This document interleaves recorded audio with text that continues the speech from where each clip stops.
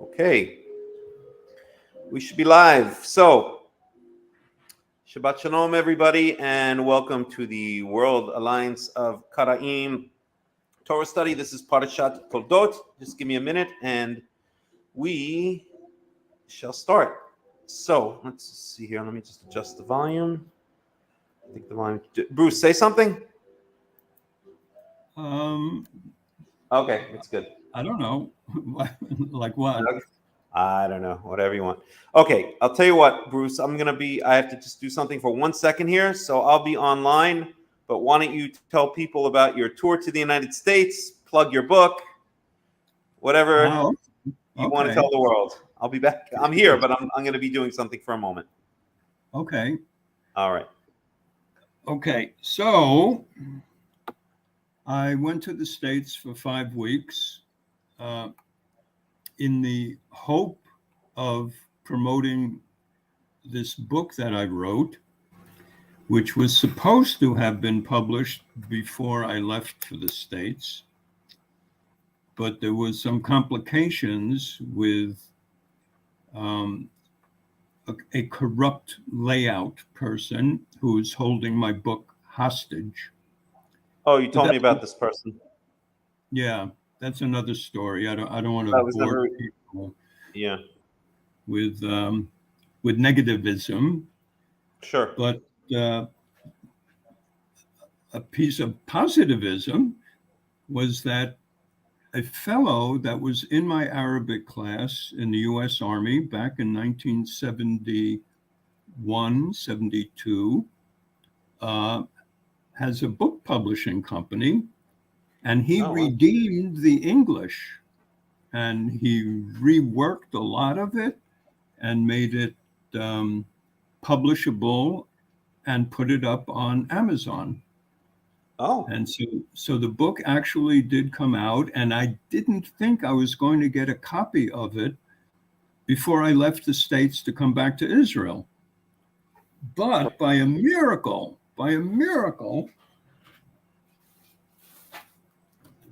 Amazon delivered the book 3 days earlier than it was supposed to have arrived at the last place I was staying, and I got a copy of my baby.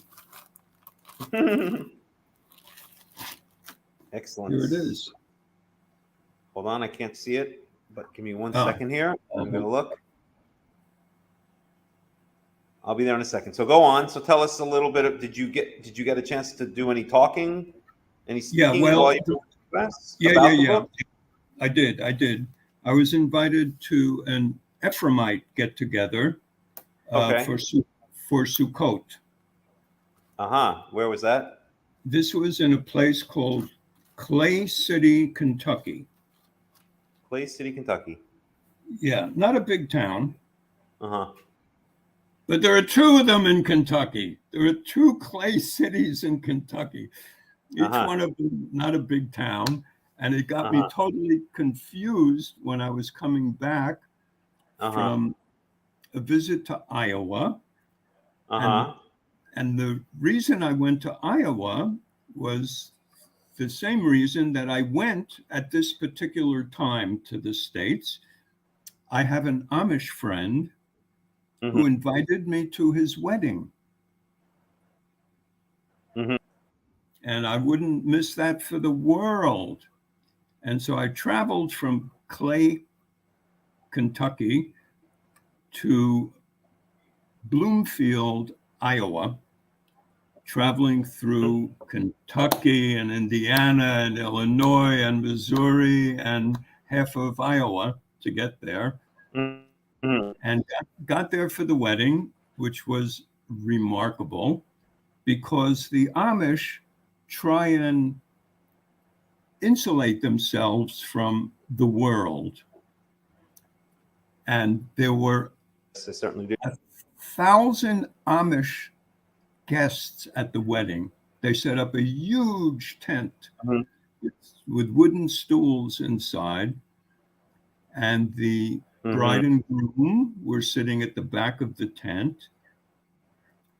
where people walked in. The entrance was at the back of the tent as well. And the father of the bride had me sitting maybe 20 feet further down from the reception bench with the bride and the groom. And toward the beginning of the Amish filing in, one gentleman caught my eye, and I get up and I shake his hand. And the next one saw that he shook my hand, so the next one felt obligated to shake my hand, and the next one, and the next one, and I must have shaken 300 or 400 hands that morning. And I was the only Englisher. 1,000 Amish, and I was the only Englisher sitting at the back. And something that's related to Judaism or Karaism specifically, you know, the Karaites developed the cantillation, and the cantillation marks what we call trup. Right. And the Amish claim that what they call their slow tunes is derived from Jewish trup. The difference is that their trup doesn't sit like Jewish trup does on a string of 3 or 4 words. It sits each and every syllable of each and every word. So here are all these penguins sitting under this tent, hundreds and hundreds of them, almost 1,000. And they're singing from their hymnal, but it takes them forever to get through even one line of a hymn. The whole time that they were praying, and this was maybe like 2.5, 3 hours, the whole wedding ceremony. They were sitting on page 770. Oh my. I thought that was so funny. Oh boy. I have a friend back in Brooklyn who he sees 770s everywhere. Like he'll go to get pizza and the bill comes out to $7.70, and he sees that as a sign. Or he's walking down the street and he sees a license plate, with a 770 in it, and he sees that. Poor guy hallucinates 770s. And so many of the Chabadniks, their telephone numbers have to have a 770 in them. Oh, seriously? Oh yeah. Have you ever been to the 770 remake in whatchamacall in Kfar Chabad in Israel? Right, I have been there. That's quite an experience. It's like a place of worship.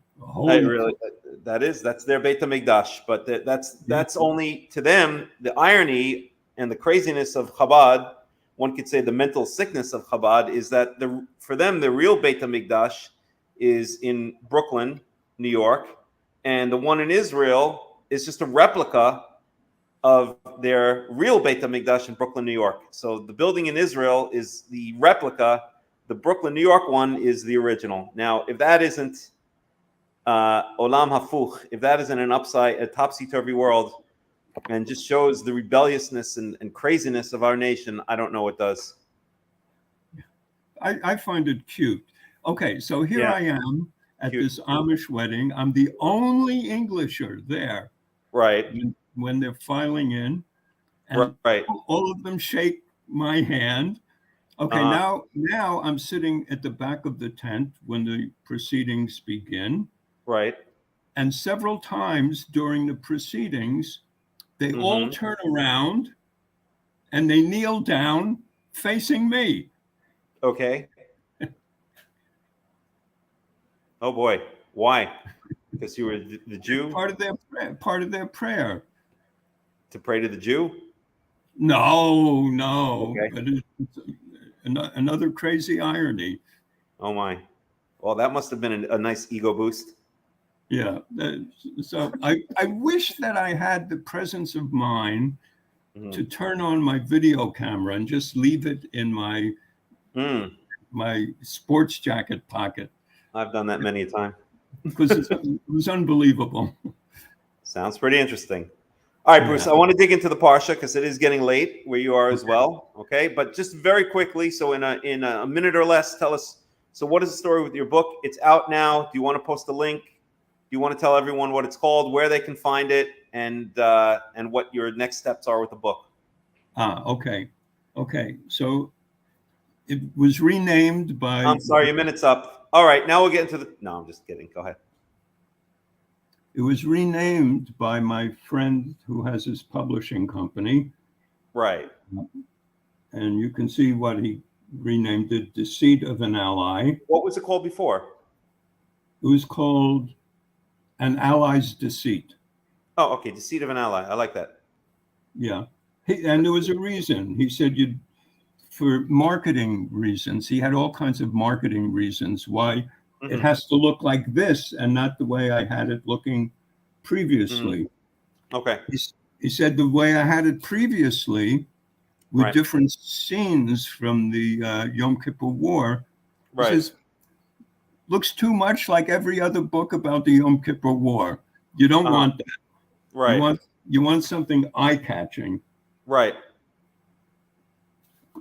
Not only that, it looks like your pal... I won't even mention his name, but one of the people I think you sent the book to, who I don't have particular... You're breaking up. I didn't catch what you said. Oh, okay. Forget it. It's not important. Can you hear me now? Yeah, I hear you now. It's not important. Anyway, all right, Bruce. So what's the plans for the book now? Are you going on another tour? Where can we find it on Amazon? Can you post the link? Right. Let me see if I can find the link for you. And for the people that are here, it'll take me a second. Right. I better put my glasses on. Amazon link.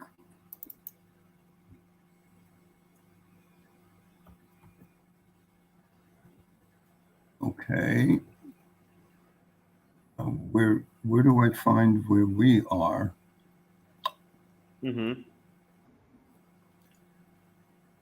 Where are we, on WhatsApp, or I lost you? No, StreamYard.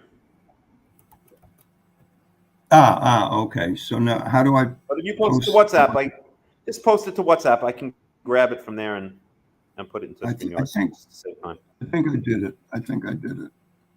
Let's see. Did I do it? I don't see it here.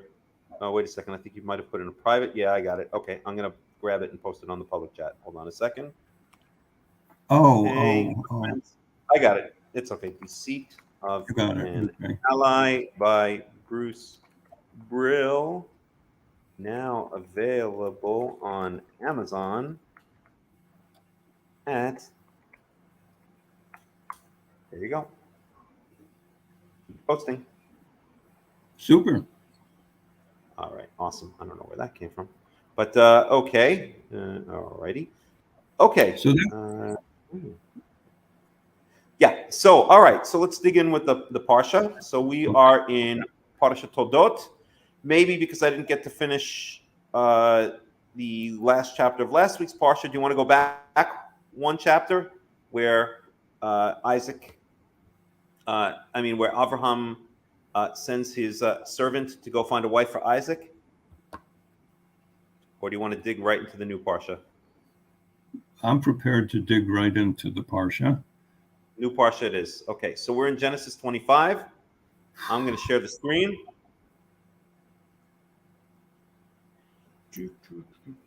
Share screen. Window. Twitter. Share. And there we go. And there it is. And I'm going to read. Bruce, you can read also if you want to. Just let me know.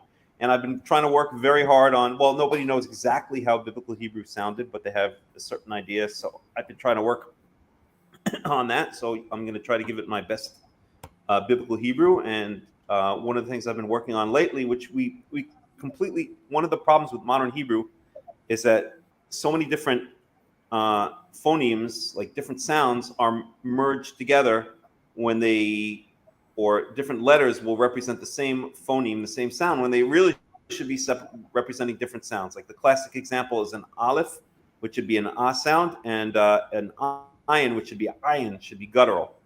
But also with the vowels. So there are two in modern Hebrew. We learn there are two vowels, kamatz and patach, which basically have the same sound in modern Hebrew. It's an ah sound, but then what's the point of having two different vowels? So really, the patach, which is the single line, should have more of an, well, they don't know for sure, but they think should have more of an ah sound, and the kamatz, which is the the T looking thing, should have more of an ah sound. So I've been trying to make a distinction between those two. And so here we go. So we're starting in Genesis chapter 25, and it says, "Why Yosef Avraham wa ikah isha u shema kitura." Okay, verse 2.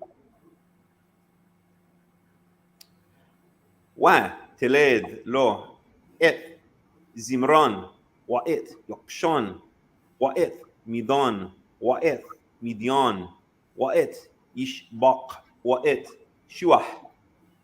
Okay, so this is Keturah, and these are the children of Keturah. One of them we notice is named Midian.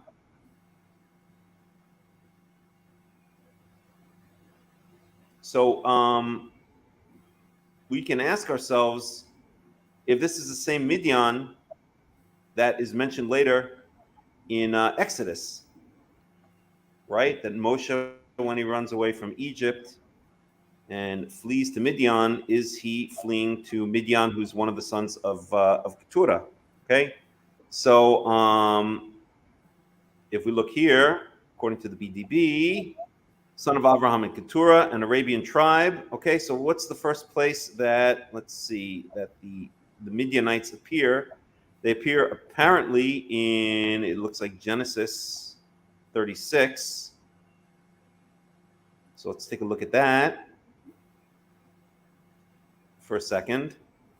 So in Genesis 36:5,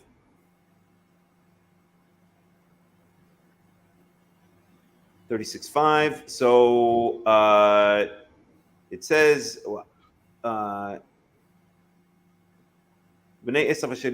wait, where is it? Oh, was it 5? My mistake. Maybe it wasn't 5. Genesis 36:35. Genesis 36:35. And we have Wiyamat Hashum Yimloch Tachtav Hadad bin Bidad, blah blah blah. Hamaket Midian. So here Midian is listed as a people.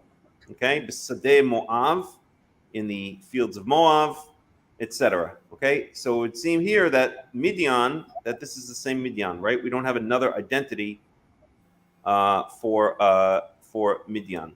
Okay, so Midian is in fact a family member, right? A descendant of Abraham. And let's just confirm this. Just look at Midian.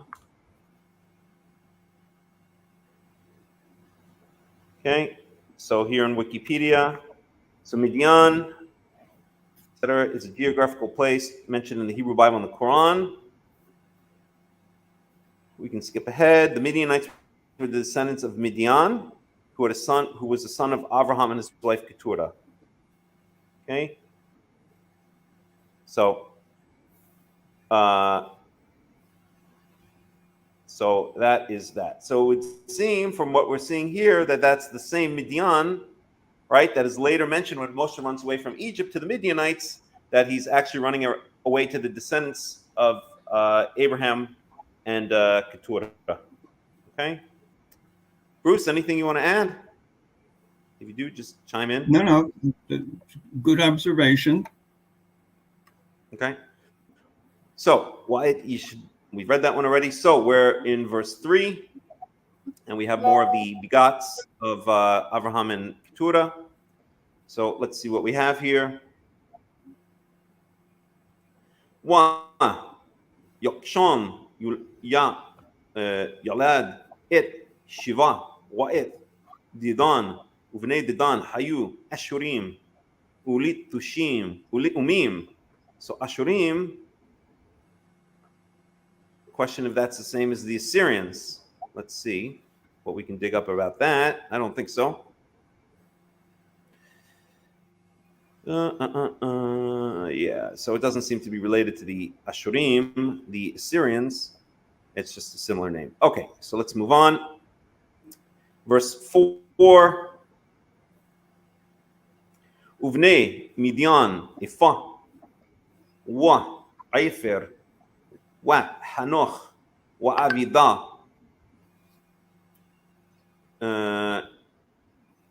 wa Avida wa El Da'a Kol Ela Bnei Kitura. 1 second. Just have to write a message to someone who wants to join us. Just give me 1 second, and I will do that. 1 second, please. Just give me 1 second here.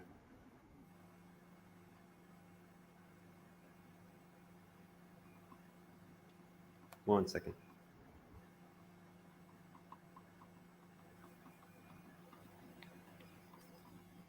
Okay, that's it.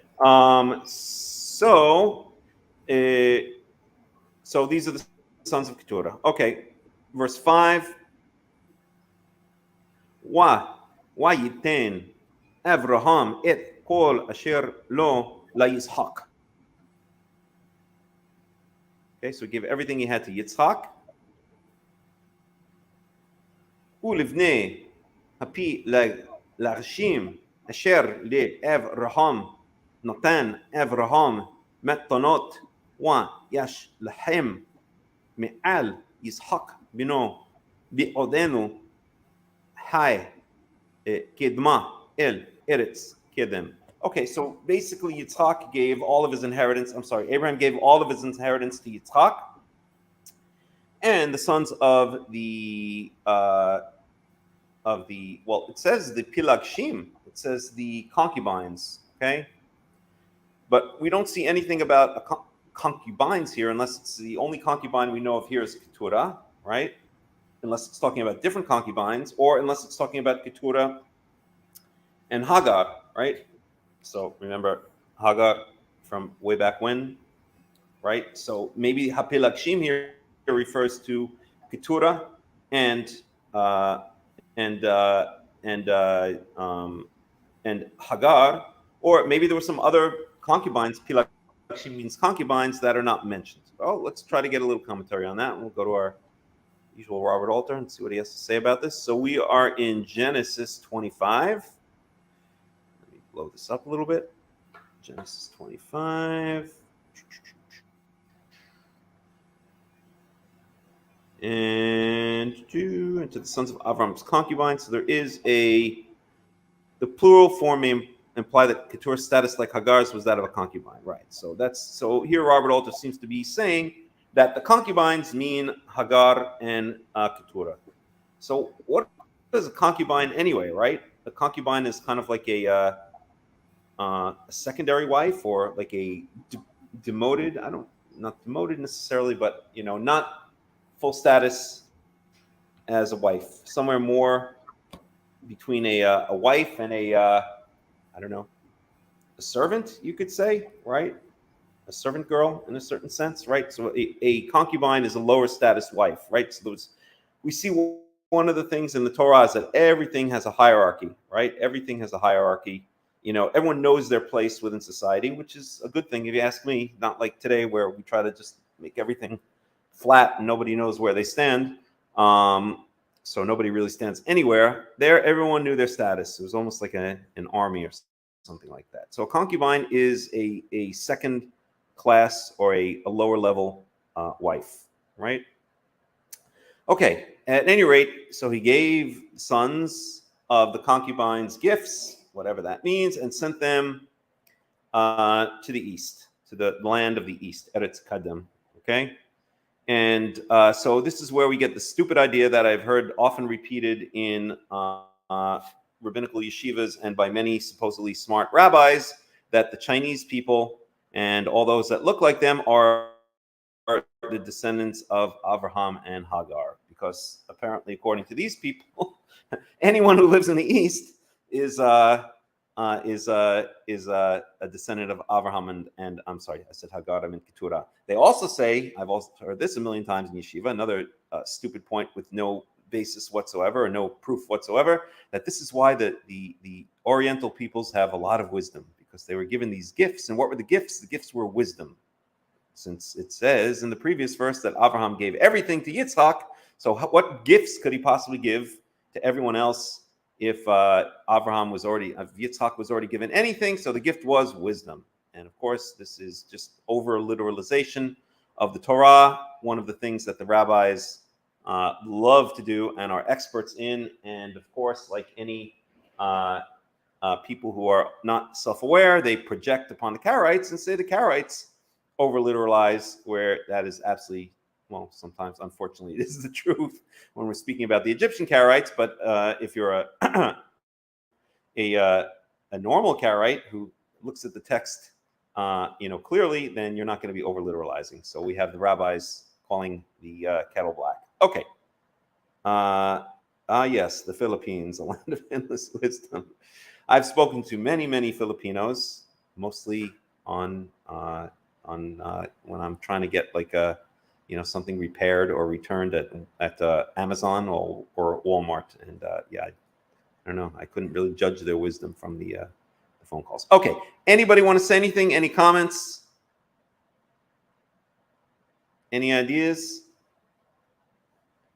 And Lucian Janusum, who I know who that is, we won't reveal his true name, like the Ottoman harems, exactly. They did maid work around the house, but also helped the Sultan produce some heirs. Yeah, it's an ancient tradition as I see it. Yes, most definitely. Okay, so let's move on. Oh, Bruce is gone. I don't know what happened to Bruce. Let me see. Sometimes he gets knocked off. Let me see if I can get him back.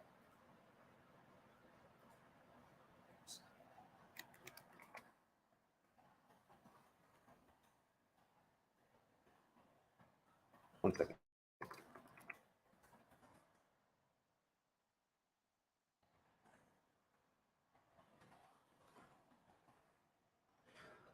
Okie dokie.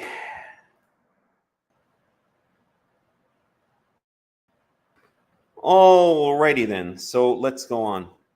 So now we are up to the death of Abraham.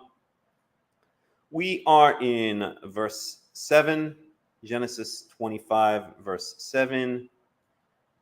Ele yeme shne haye Avraham asher hay me'at shana wa shivaim shana we hamesh shanim. So Abraham lived 175 years, and again, what we see here is like when Sarah died, we see instead of it just saying 175, it says 175, which is a more, shall we say, respectful way of saying it, right? As we've said many times in the Torah, where we see repetition or elongation or emphasis, that is often a sign of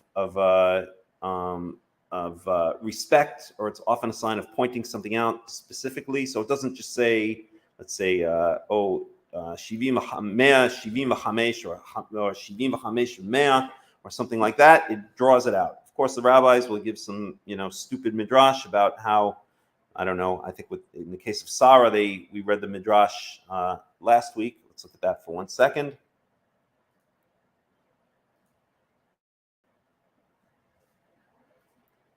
So in the case of Sarah, right? So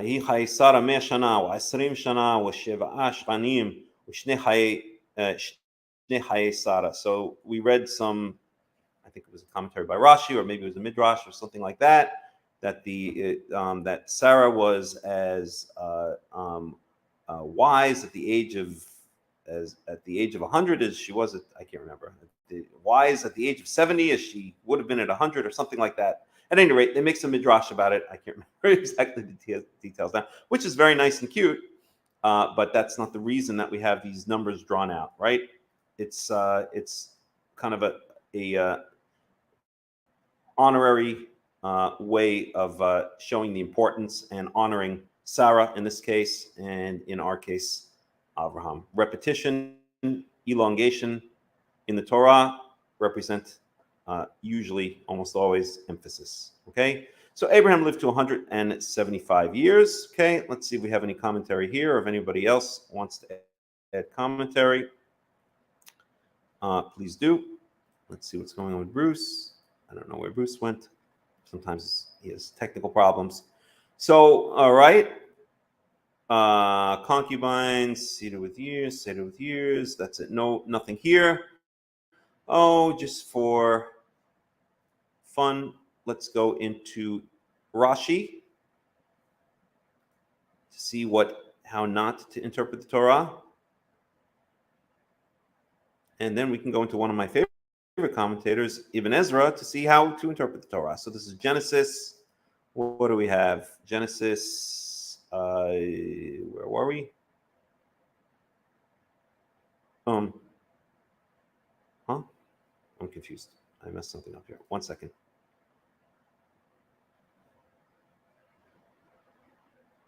What did I do here? 25:19. Oh, I went backwards, didn't I? Wait a second. Oh, okay. No, I'm good. I did go a little bit backwards, but it's okay. All right. So, right. So this is 25:7. So what does Rashi, also known as Rash, have to say about this? And I always call him Rash because, as I mentioned many times, when I used to type his name into Microsoft Word, it would autocorrect Rashi to Rash. So I like to call him Rash. So, okay. What does Rashi have to say? 25:7. Yeah, here we go. The same idea as with Chaye Sarah, right? At the age of 100 years, he was as strong as at 70. And at the age of 70, he was as 5 without sin. So the same idea, very cute midrash. But when you start believing it as reality, that's when the problem comes. Okay, let's look at the Ibn Ezra here. So this is 25:7.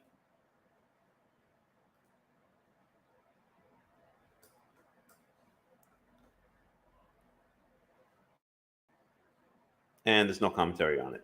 There's no commentary on it. 25:7 here, I don't think. Okay. Well, he does comment on Ibn Ezra, and Ibn Ezra is a great commentator. He is amazing. He's an absolute genius. He points out things that I can't even believe he was able to make some of these connections without a computer and a concordance and all these kinds of things. Okay, so he says regarding 25:6. So he doesn't fall into the trap of saying he gave them wisdom. He says he gave them money. That makes sense to me. And to the land of the east, I'll just save time by reading in English here. Kedma means unto the east country, and it shall come to pass that the nations and the kingdom which shall not serve him, Nebuchadnezzar, king of Babylon, is similar. East means east of the land of Israel. Others said that Kedma, eastward, means the place where the son of Ishmael dwelt. The first two of these interpretations is the correct one. So eastward, he's saying, means east of the land of Israel. Okay, not where Ishmael dwelt. Okay, that's an interesting comment. And again, very logical. Alrighty, so let's go on here. Verse 8. Wa yirwaya wa yamoth Avraham بسيفا طبا زقين وصفيع ويأسف الإمام. Okay, so he withered away and died, and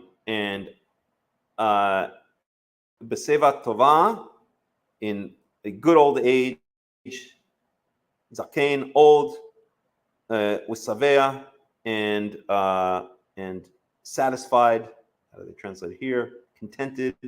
And he was gathered to his people. So again, we see here again emphasis, right?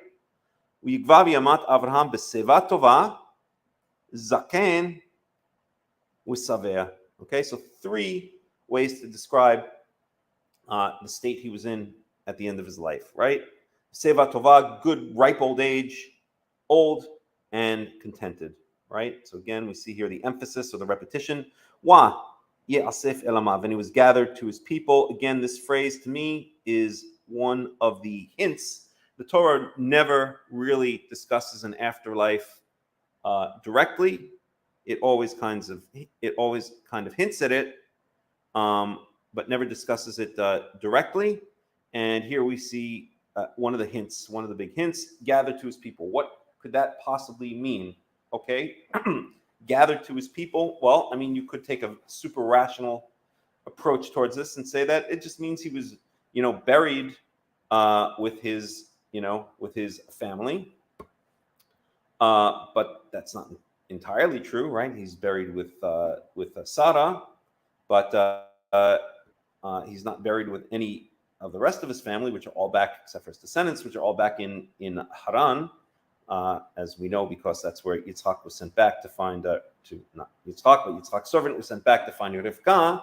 Okay, so we could say that it just is a nice way of saying that just as his people were already dead, so he died as well. But that would be kind of a weird way to say it, right? Gathered to his people, right? Doesn't that seem to imply something more? Doesn't that seem to imply gathered, like gathered means like gathered together, right? With his people, right?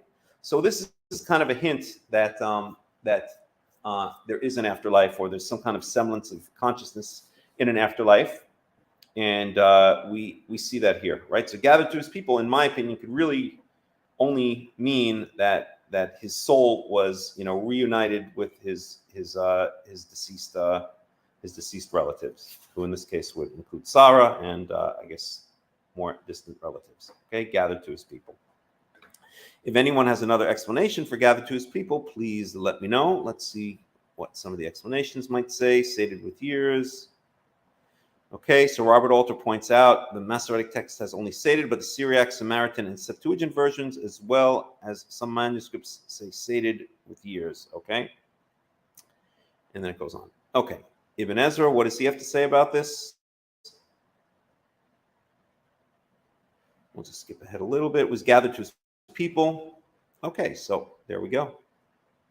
So Ibn Ezra does have something to say about this. And was gathered to his people. Some say this refers to the soul of life, which, even while functioning in the body, is a separate entity. When it separates from the body, it returns to its source. Others say that, and was gathered to his people, is a mere idiom. One who follows in the footsteps of his ancestors is said, as it were, to be joining them, but thou shalt go to thy fathers in peace, is similar. Right. So there's a whole lot to say about this. I will point out that the phrase gathered to his people is only used, as far as I remember correctly, in the Torah, in the Chumash, in the 5 books of Moses. And the phrase used in the rest of the Tanakh, in the Nach, in other words, is he slept with his fathers. So, for instance, here we go.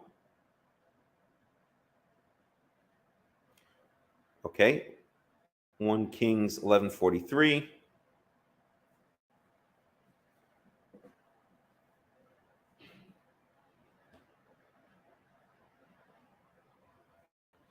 One Kings 11:43. Check out the Hebrew here.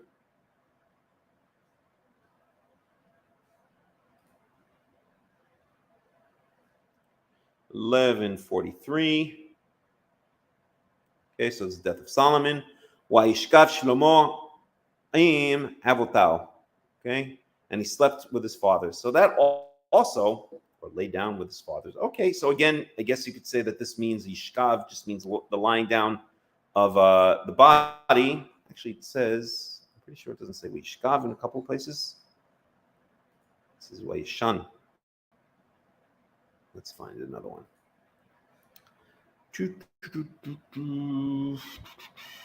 Oh, Uzziah slept with his fathers. Where would that be? Mm-hmm.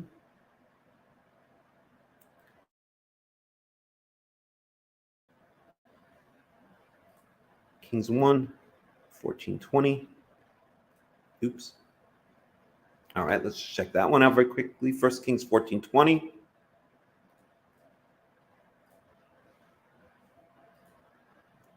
First Kings 14. Check the Hebrew. Come on now.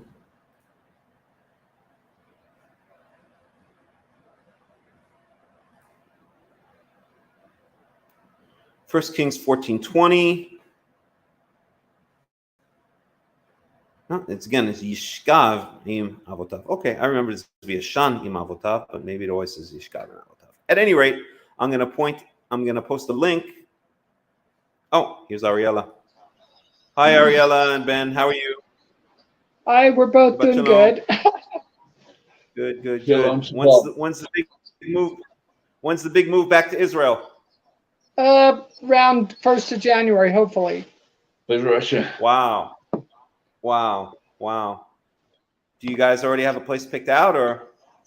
That's like we're going out whether what like Abraham did, and not knowing whether he went. Okay. We'll find a way. So you don't have. Okay. So you're going to be staying first in Airbnbs or something like that, or? It could be. We had found a temporary apartment when we first did Aliyah, but this time we've got a couple friends over there that are looking for us, and we'll see what happens. Okay, good. So you don't have a definite date yet, right, of when you're leaving? The problem is we're taking our dog with us, and the dog has got to clear the antibodies test, and that will come back the 15th of December. If she doesn't clear, there's no point in buying a flight until we get the next test done. Right. It's just a rabies test, right? Yep, it's just a test to see that. I mean, she had the vaccine 8 months ago, but if it comes back that she hasn't got any antibodies, they have to do it again. So, and I see. They have to send the test to the United States, so they can't do a weekend turnaround. It takes a month minimum. Oh, they don't do they can't do the test in Colombia? They take the blood, they draw the blood, but because everything here is so crooked, and sorry about that, but there is lots and lots of illegal paperwork that goes on. The international scene does not trust Colombia to do it. Oh, I see. Okay, got it. So the results from an American lab. Yep, American lab. Got it. Okay. All right. I guess that makes sense. Okie dokie. Well, good. So, do you still have? You must still have Aliyah benefits for when you get back there, right? It's possible. We never finished Ulpan because of what happened with COVID. Right. We didn't. They put us online, and then that didn't work, and a lot of people are in the same bag. So, I mean, we were there 2 years, so we used up most of the benefits. But the Ulpan, I believe, we still have probably 6 months of Ulpan. Okay. All righty. At any rate, so we were speaking about the death of Abraham. So we're in Genesis 25, 9, we're up to. Okay, so please feel free to chime in. I'm gonna mute you, but feel free to unmute whenever you want if you want to say something. Okay, and we're in Genesis 25, 9. Okay, so it says, "Wa yikberu oto Ishaq, wa Ishmael banao el mi arat ha machpelah el Sede Ephron ben Sohar ha-Hiti Asher al Pene Memre." So Yitzhak and Ishmael, his sons. So now we have a reunion between Yitzhak and Ishmael. Ostensibly, they hadn't seen each other since Ishmael was cast out into the desert. I don't think it mentions Ishmael anywhere since then. So they were buried in the Ma'arat Machpelah, which we spoke about last week, which was purchased from Ephron the Hittite by Abraham for 400 talents of silver, right? That was in last week's parsha. We spoke about it extensively. Sede Ephron. So it's called Sede Ephron because that's the person who sold it to Abraham. Ben Soar, Hittite, etc., etc. Okay, Al Pene Mamre. And Mamre was, as we saw last time, was, it seemed to be the city that was nearby. So the Ma'ara, I think it said Ma'ara asher b'stei machpelah al pnei mamre. So the Machpelah was, the cave was in the field of Machpelah. By shorthand, it's called Ma'arat Machpelah or Ma'arat Machpelah, the cave of Machpelah. But Machpelah was actually the name of the field. Do you know where Levi is? Do you want to find him? Okay, so go. I'm doing the Torah study. Okay, all right. And so, and the nearby town was Mamre. So just to put everything in perspective, because a lot of times it's called Ma'arat Machpelah, as if that's the name of the cave per se, but it doesn't seem so. It seems like really Ma'arat Machpelah or Ma'arat Machpelah is shorthand for the cave that was in the field of Machpelah, and we saw that last week. Anyway, I'm not going to belabor that. So the Hittites, I wonder if, our other friend who's an expert in the Hittites seems to have gone. Let's see what's going on here. I don't know where he went, but if you're here, Lucian Janusim, whose real name I know, but he doesn't want me to say, is an expert in the Hittites, but he's not here. So I wanted to ask him what he thought about these Hittites. Okay, anyway, so let's go on. Verse 10, it says, Sadeh Asher Qana Ev Raham Me'et Bnei Hayth Shama Kubar Avraham wa Sarah Ishto. Okay, so again, it's pointing out that this is the field that Abraham bought from the children of Chet, from the descendants of Chet. And remember, that was made very clear in last week's Parsha. We see in detail that Abraham insists on paying money for the field with the cave in it, and it was almost like a legalistic document, it seemed, to make it very clear that the cave belonged to Abraham with no doubts whatsoever. It was done in the city, in the gate of the city before witnesses, and full money was paid, and so there was no doubt that this was purchased by Abraham. We saw that all last week, right? So it's pointing this out again. The Torah wants to make it very clear that this field with the cave in it belongs to Abraham. Okay?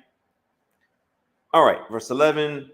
Wayehi ahare mot Avraham wa yivarech. Yes.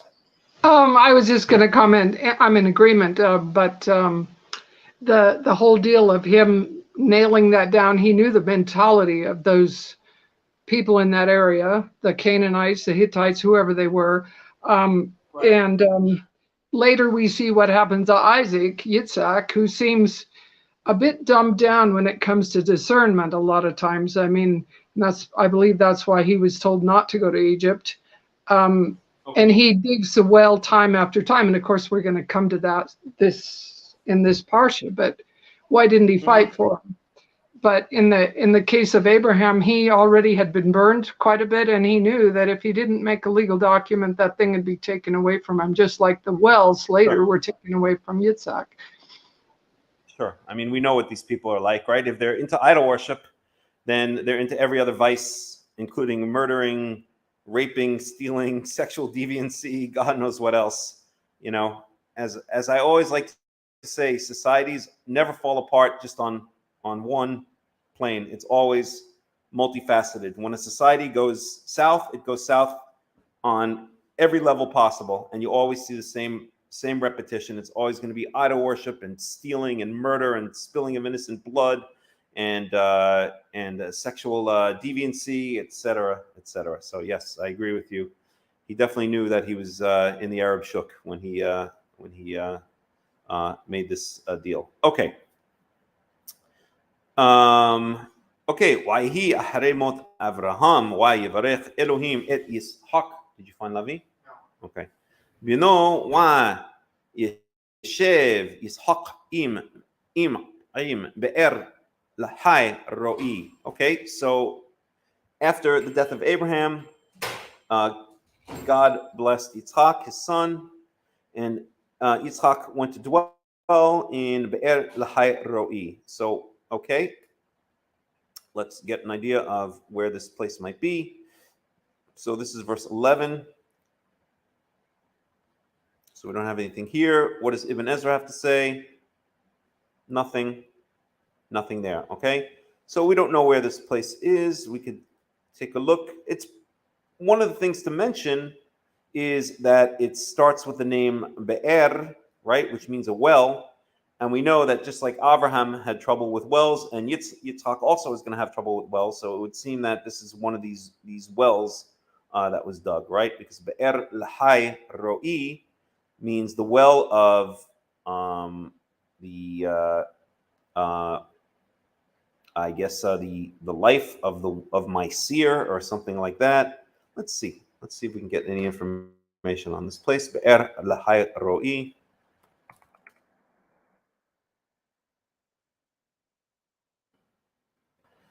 Okay.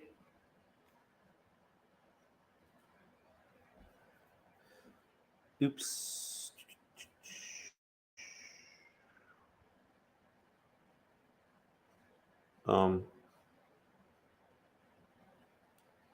Bible Atlas. Let's see if there's a Wikipedia on it.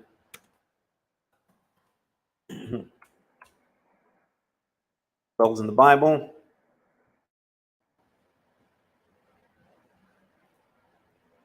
Lahai.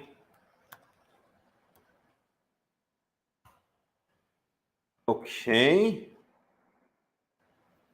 Okay, right, of course.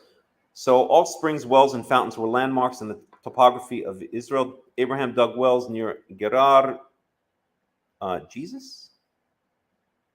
Okay, that's New Testament stuff. An angel found Hagar at a well at the Sinai, Be'er Lahai Roi. So this is in Genesis 16:7. Let's take a look at that for a second. Actually, we could do it like this. Oops. Where were we?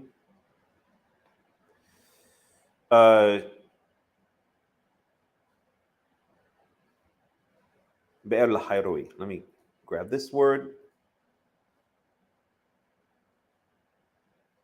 Whoa.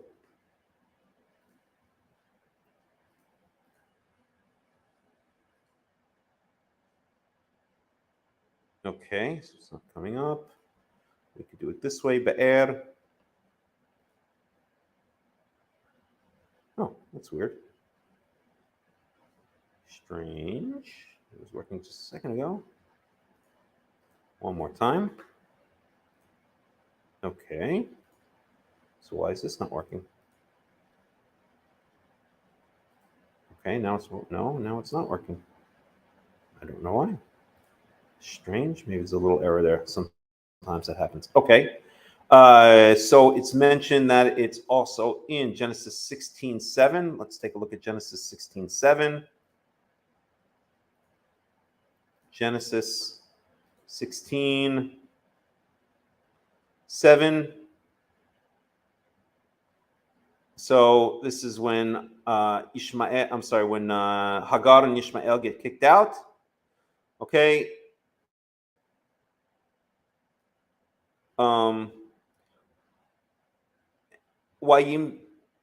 Malach, so a Malach Yahweh, so an angel of Yahweh found her al Einamayim at a well of water or a spring, a water spring, Bamidbar al Ain B'derech Shur. Let's skip ahead.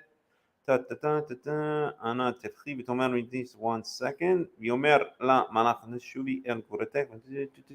V'yomer la Malach. V'yomer la Malach. 1 second. Here it is. Here we go. It's in 13. It's in 14, actually. So,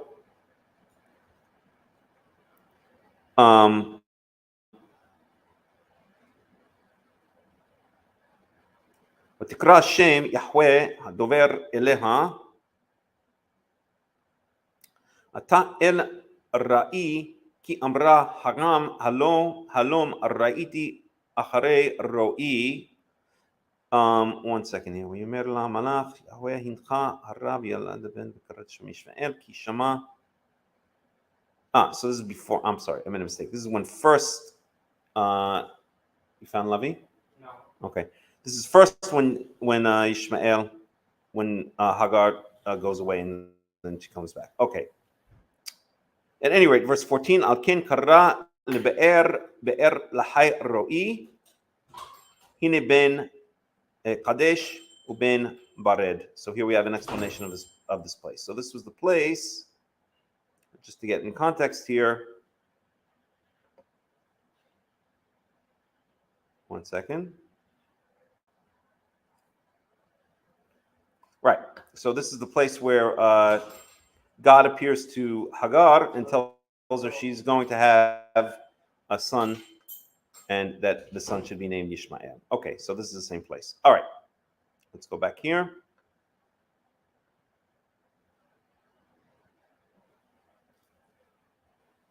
And let me just see one thing here.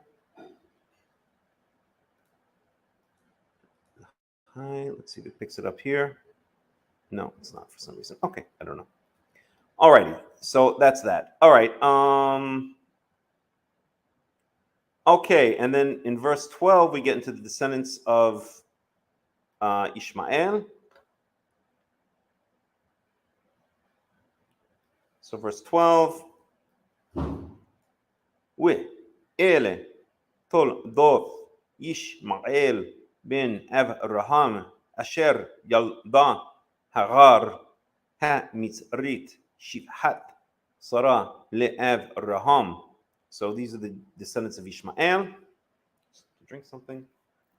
Verse 13.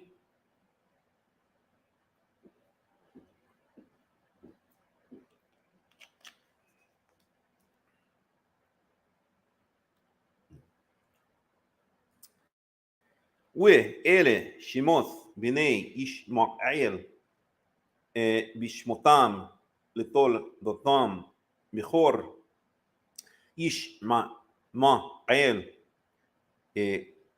נביות וקדר ועד באל ומבשם. And it goes on and on. We don't have to read each one because we have a lot more to cover. So these are the sons of Ishmael, right? So how many do we have? 1, 2, 3, 4, 5, 6, 7, 8, 9, 10, 11, 12. So Ishmael had 12 sons, kind of like the 12 tribes of Israel, right? Elehem b'nei Ishmael, or ele shmotam, b'chatzrehem, u'betirotam, shneim asar nisi'im, le'umotam. So these are the sons of Ishmael. These are their names. B'chatzrehem, according to their chatzer is like a plaza, but I think by extension it just means a city. B'tirotam. Let's just check that word out for 1 second. So an encampment or a battlement, but here they translate it as village or camps.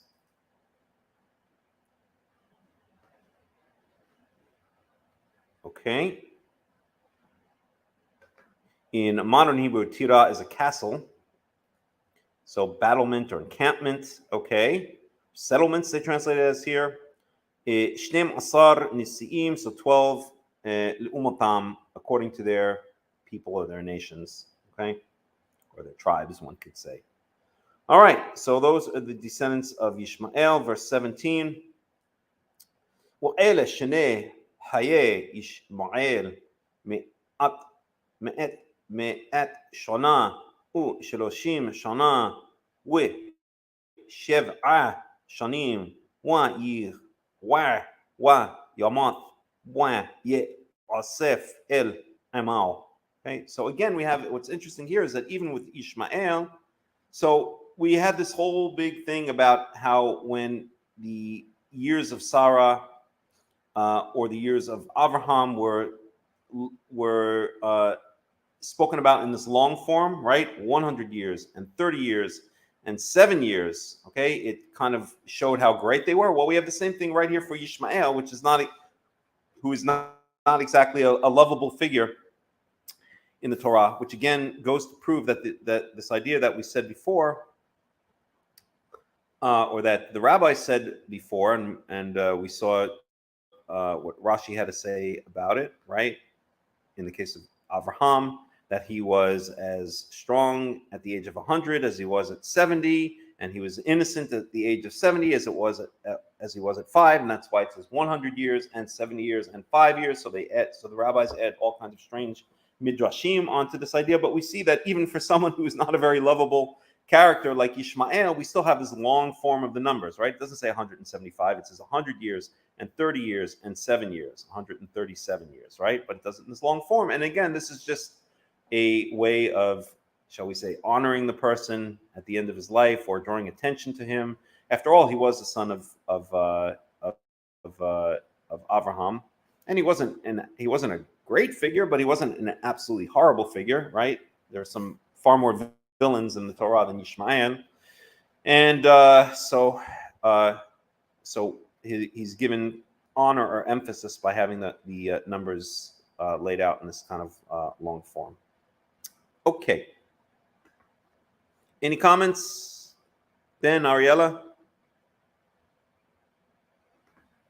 You guys want to add anything? No, it's interesting. We were looking at the Hebrew in the Stone Tanakh here, and the English just had it 100 and whatever years, 137 years. But looking at the Hebrew, right, it seemed they changed it to translate it so it wouldn't sound that way. Okay. Right. So the Hebrew says 100 years and 30 years and 7 years. Okay. And it says exactly the same phrase here as it did earlier with Avraham.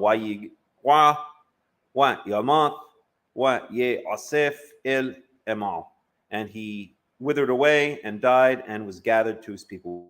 We saw that the exact same phrase when Abraham died, right? Let's find it right here in verse 8. Avraham b'seva tova v'zaken v'shevet v'yasef elamav. So in the case of Avraham, it adds b'seva tova zaken v'savea. Okay, in ripe old age, old and contented or satisfied, right? In the case of Ishmael, it doesn't say that, but it still says that he withered away and died and was gathered to his people. Okay. Where were we? Right. Verse 18. So, and also, by the way, of course, the Arabs say that they're descendants of Ishmael, but that doesn't necessarily play itself out at all. That's just their legend. That's not based in reality. Okay.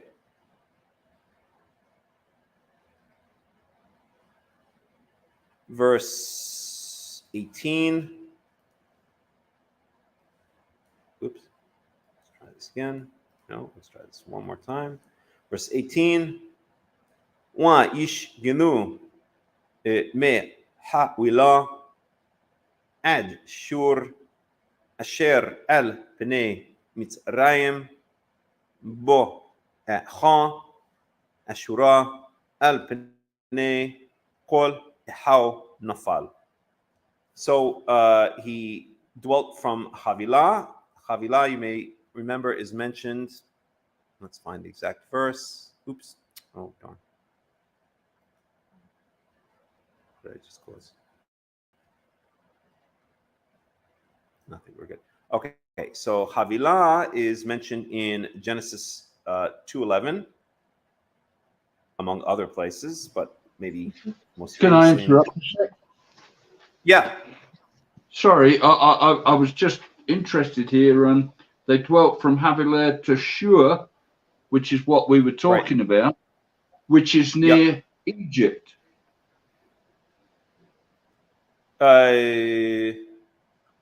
Is is it? I don't know. I'm not sure. I have to look at it on the map. Oh, my battery's about to go dead. Well, that's what it So, says. That's what the maybe so. Yeah, I'm sorry. Yeah, it does. Correct. yeah. So Shur was actually near Egypt, I guess. Right. Bwacha Ashura. So on the way to Ashura, which I'm not sure exactly where that is, unless it's speaking about Assyria. Well, we'd have to pick apart each one of these things. But what I did want to point out is that in Genesis 2:11, it mentions Havilah. And I'll just go to the English to make it quick.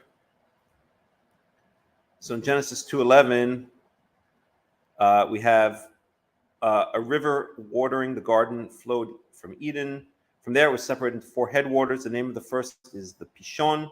It winds through the entire land of Havilah, where there is gold. Right. So there's Havilah mentioned as as the place where one of the 4 rivers that goes out of the Garden of Eden is located. Right. And then Havilah is mentioned a number of other times as well. So, for instance,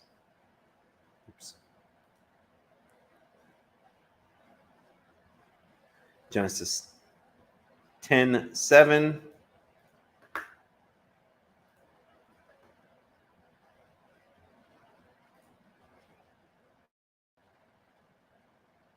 So these are the descendants of the Hamites.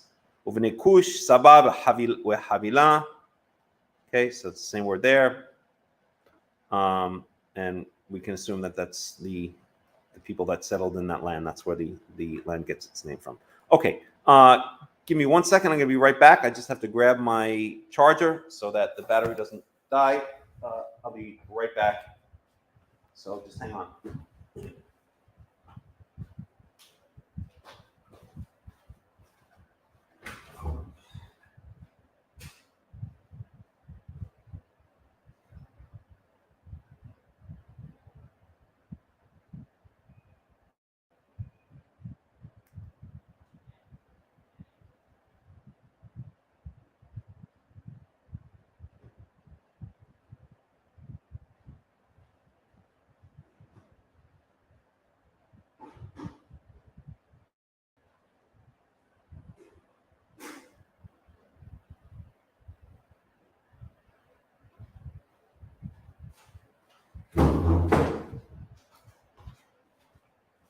Alrighty, let me just plug this in.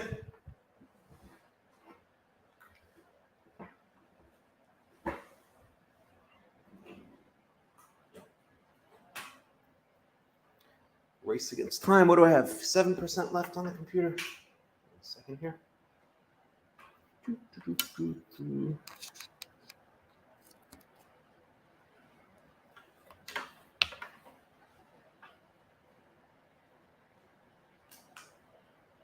There, and that goes in there, and that goes in there, and that goes in there. And we're charging. Okay. So I guess we could do a deep dive into each of these places, but I don't think it's worth it to go down that sidetrack, right? If you want to look at any one of the places, let me know. But yeah, Adshur, Asher al Pnei Mitzrayim, Bocha, Ashura, al Pnei Kol Echav Nafal. Let's talk about this phrase, al Pnei Kol Echav Nafal. So the way this is usually translated is he was in the midst or in the face of. In other words, it's usually translated as kind of a negative phrase that he was always against his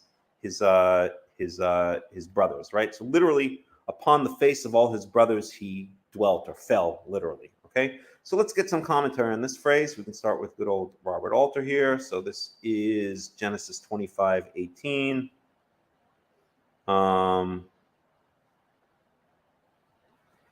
In despite of all his kin, he went down. Interesting. So that's how he translates it. So Robert Alter says the translation reproduces the enigmatic character of the whole clause in Israel in Hebrew, and that's exactly what I want to point out. Nobody really knows, or there are different possibilities of what this phrase means. Right. So the common thing that we used to learn in yeshiva is that he was basically always in conflict with his brothers, with the surrounding nations. But that's not really necessarily clear from the phrase.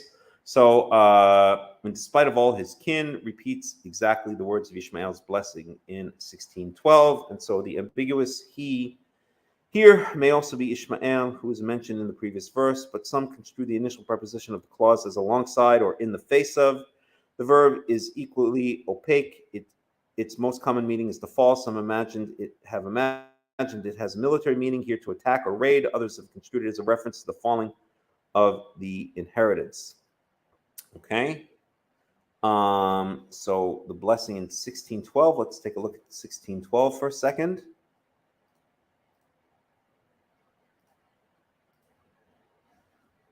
Genesis 16:12.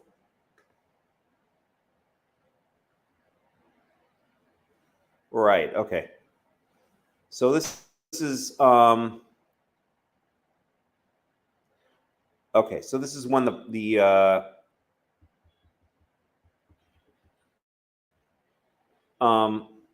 right. So this is when the angel of Yahweh prophesies the birth of Ishmael and says, "Wahu ye pere Adam." He will be. It's usually translated as a wild ass of a man. They usually translate it as, or as a wild man. Yado bakol. His hand will be on everyone.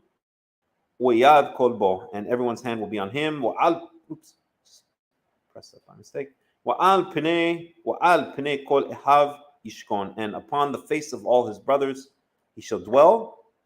That's the prophecy before Ishmael is born. And here it says, al pene kol ehav nafal, right? So clearly this is hearkening back to this. Al pene kol ehav yishkon. Yishkon means to dwell. And here it says, al pene kol ehav nafal, okay?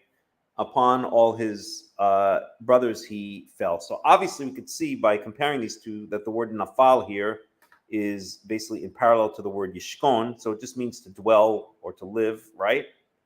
And so here, so what does it mean? Upon the face of all his brothers he shall dwell.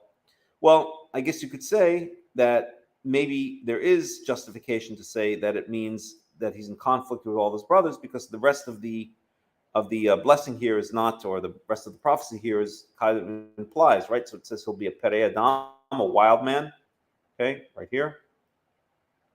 And yado bakol, his hand will be on everything.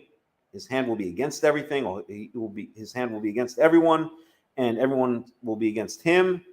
So extending that a little bit further, one could say that this phrase here, al pene kol ehav yishkon, al pene kol ehav, on the face of all his brothers he shall dwell, could mean that he's living in conflict with all his brothers, and then this is fulfilled over here. Okay, so what does Robert Alter say? Let's read his comment again. The translation. So he translates it as, in spite of all his kin, he went down, which I have no idea what that even means. But let's read the comment again. The translation reproduces the enigmatic character of the whole clause in Hebrew. In despite of all his kin, repeats exactly the words of Ishmael's blessing in 1612. And so the ambiguous he here may also be Ishmael, who is mentioned in the previous verse. But some construe the initial preposition of the clause as alongside or in the face of. The verb is equally opaque. Its most common meaning is to fall. Some imagine it as military meaning here, to attack or raid. Others have construed it as a reference to the falling of the inheritance. Okay, let's see what Ibn Ezra has to say. So this is 25:18. So the meaning of nafal is that his portion or his lot fell among his brethren, or it refers to the fact that most of the Ishmaelites journeyed from place to place. In this case, nafal is like nofel, as in thou fallest away, nofel to the Chaldeans, Jeremiah 37:13. However, this is a bit far-fetched in the view of the fact that his brethren were in the east, and Egypt and Ashur are west of the land of Israel. It is possible that this verse deals with Ishmael's death. He died during the lifetime of his brethren after he fell. We do not know the cause of Ishmael's death. Okay, well, very interesting comment, but also a little bit complex. Do we want to sit here and pick it apart? I'm not sure that we do. Okay, so one thing we could say here is clearly that this verse harkens back to this verse, to Genesis, or this verse here, Genesis 25:18, harkens back to Genesis 16:12. And so we can definitely say that Yishkon and Nafal are basically in parallel. So Nafal would just mean dwell, in my opinion. Okay. وَيِشْكَنُوا مِحَوِلَا عَدْ شُورٍ Asher al Pnei Mitzrayim. So they dwelled from Havilah ad Shur, from Havilah, which we saw is the land of gold, that the Pishon River, which runs out of the Garden of Eden, goes into Shur. Well, we can look up where all these are, but as Ben, you pointed out, it's on the border with Egypt or near Egypt, right towards Ashur, and he dwelled in the face of all his brothers. Okay, I don't think we want to pick it apart that much more because we could be here for hours. So I think we're just going to go on. Okay, any comments? Ariella, Ben, anything you want to add? One very quick one. It's interesting that it says which is near Egypt towards Assyria. Right. Now, Assyria, I'm guessing they're probably talking Saudi Arabia modern day times. But like you said, it's not something to go into now. It takes all day to try and figure that out. Yeah, we'd have to sit here and pick it apart and look up place names and et cetera. Well, we know where Egypt is. Assyria, let's see. So this was in the time of Abraham. I mean, Assyria went through many different iterations, but just look it up very quickly. Assyria and Syria are two different places. So. Well, they translated here as Assyria. So let's just see. Wait, where were we? So let me get back to here. Yeah, Adshur. So here. Okay, so right. So here it's not, the other one translated as Assyria. Robert Alter translated as Assyria, I believe, or someone did. Now I can't remember, but you're right. Here it says Shur, so a desert region in the southwest of Palestine on the eastern border of Egypt. So that makes more sense, right? Yeah. Okay, so Shur. So it's not Assyria. It's not Ashur. Wait 1 second here. Baha Ashura. So on the road or on the way to Ashura, so here is Assyrian, Assur, the people of Ashur. It's complicated. We'd have to be here for hours, literally picking it apart. Yeah, Here it says maybe it's Ashur, maybe it's Gishur. So I think we're just gonna skip it. Okay. All right, let's move on. Okay. Yeah, when we get back there, we'll have to get a couple of four-wheelers and go and check this out. Say again? I say when we get back there, we'll have to get a couple of four-wheelers and go and check this out. Definitely. All right. All right, let's move on, or else we're just going to get bogged down. All right, verse 19. Ele Toldot Yitzhak ben Avraham. Avraham holid et Yitzhak. Okay, so these are the generations of Yitzhak, the son of Abraham. Abraham gave birth to Yitzhak, and there's of course midrash about this. I guess if we check Rashi on this one, we'll find it. This is going to be Genesis 25:19. Let's find it. 25:19. Oops, not Ibn Ezra. Let's check out Rashi.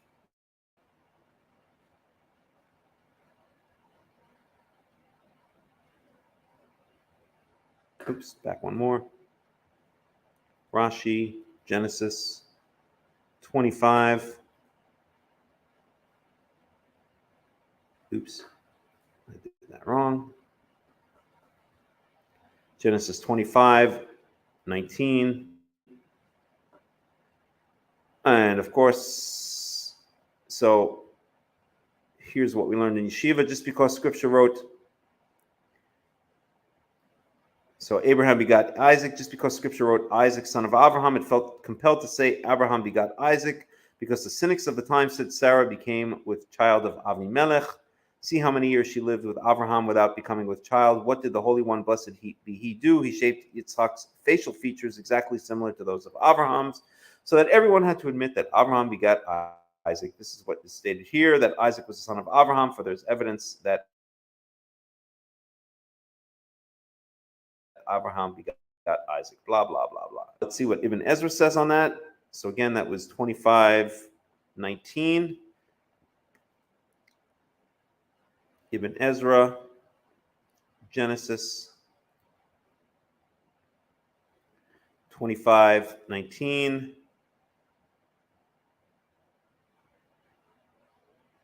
So, and these, after the generations of Ishmael, scripture returns to record the progeny of Isaac, Esau, and Jacob. Some say that Abraham begot Isaac means that Isaac resembled his father, and all who looked upon him could tell that he was Abraham's son. That's what we just saw in Rashi, right?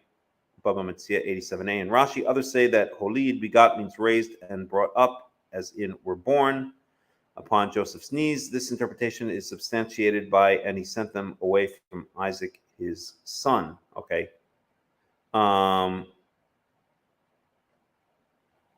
Okay.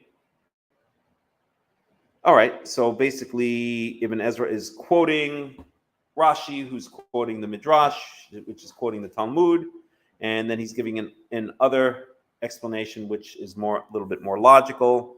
And he's saying that it was that Holid means brought up, raised, and that's why the other people were sent away. The sons of the concubines were sent away to the east. All right. Verse 20. Wahi Yitzhak ben 40 shana bikahto et Rivka bat Bituel ha Arami mi Padan Ram Hoth Lavan ha Arami lo la Isha. Okay, so when Yitzhak was 40 years old, that is when he took Rivka as his wife. Rivka was the son of Bituel. Bituel was the son of Nahor, right?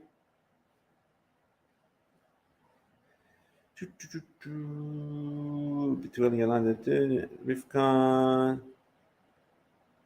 Right. So if I remember correctly, Bituel was the son of Nahor, who was the brother of Avraham.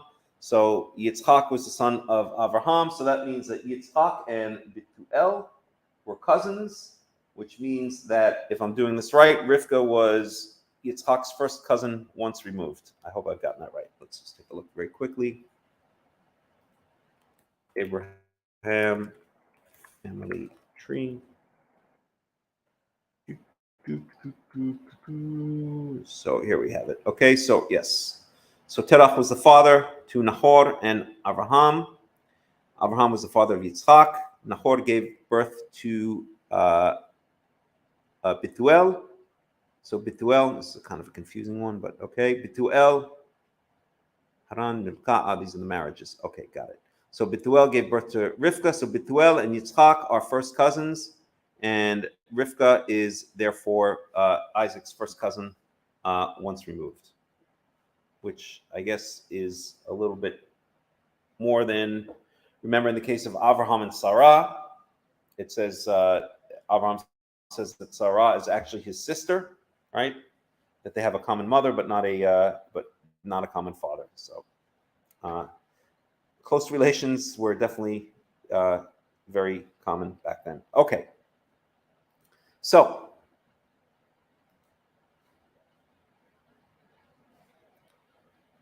all right, verse 21. Wa ye tar Yitzhak le Yahweh le Nohah ishto ki qara hi wa ye ater lo Yahweh wa tahar Rivka ishto. So Yitzhak beseeched Yahweh Lenochach ishto, on behalf of ishto, or regarding his wife, because she was barren. Vayeter lo Yahweh, and Yahweh was beseeched by him with tahar Rivka ishto, and Rivka became pregnant. Okay, shall we get some commentary there? Verse 21.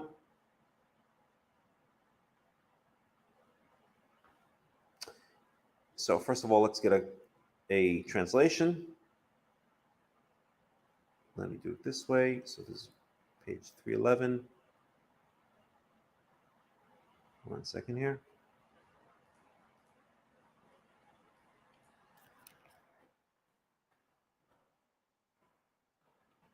Okay, 21, 23. Let's go back up here. And Isaac pleaded with the Lord on behalf of his wife. Oops. For she was barren, and the Lord granted his plea, and Rebekah, his wife, conceived. And here we have commentary on that. And the commentary is in the second instance of the Annunciation type scene. The husband intercedes on behalf of his wife. And the Annunciation to the future mother, here given the form of an oracle, is uniquely displaced from the period of barrenness to late pregnancy. The crucial point in the story of the birth of twins is not the fact of the birth itself, but the future fate of struggle between the siblings, which is the burden of the oracular poem. Okay? So we haven't gotten to the oracular poem, but we'll get to it. Verse 22. Wa yith ro sasu ha bonim bi kirba wa tomer im ken lama ze anochi wa teled lidrosh telech lidrosh et Yahweh. And the children struggled or ran around inside her, within her belly or inside her. Tomer im ken, and she said, if this is the way it is, lama ze anochi, why should I even continue to exist? I'm paraphrasing. Telech lidrosh et Yahweh, and she went to beseech or to seek out Yahweh. So she's trying to find out what is going on here, right? Why is she having all these? She's basically feeling the two children struggle inside her womb, right? Robert Alter translates it as, and the children clashed together within her. And she said, then why me? And she went to inquire of the Lord. And the Lord said to her, so Rebekah's cry, and the commentary there, Rebekah's cry of perplexity and anguish over this difficult pregnancy is terse to the point of being elliptical. Her words might even be construed as a broken off sentence. Then why am I? Okay. At any rate, she feels definitely something going on inside her belly. And she goes to God to find out what's going on. Okay, verse 23.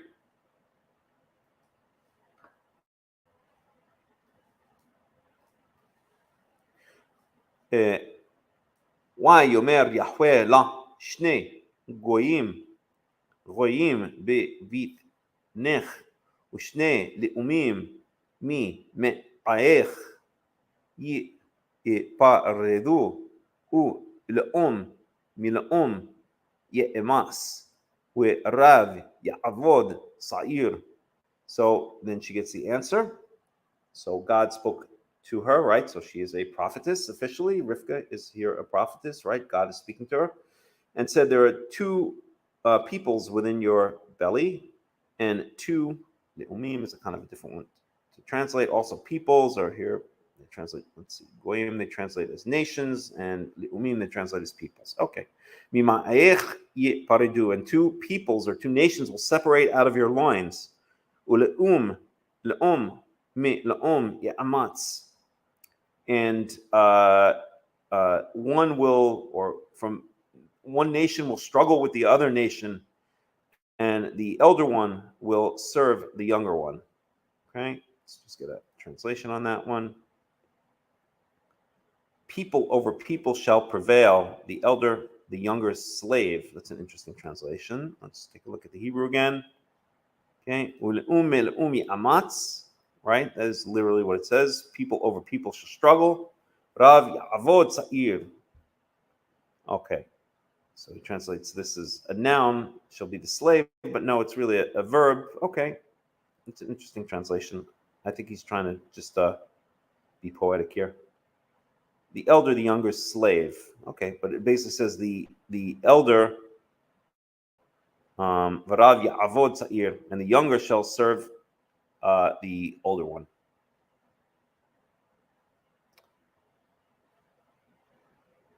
Okay, 1 second here.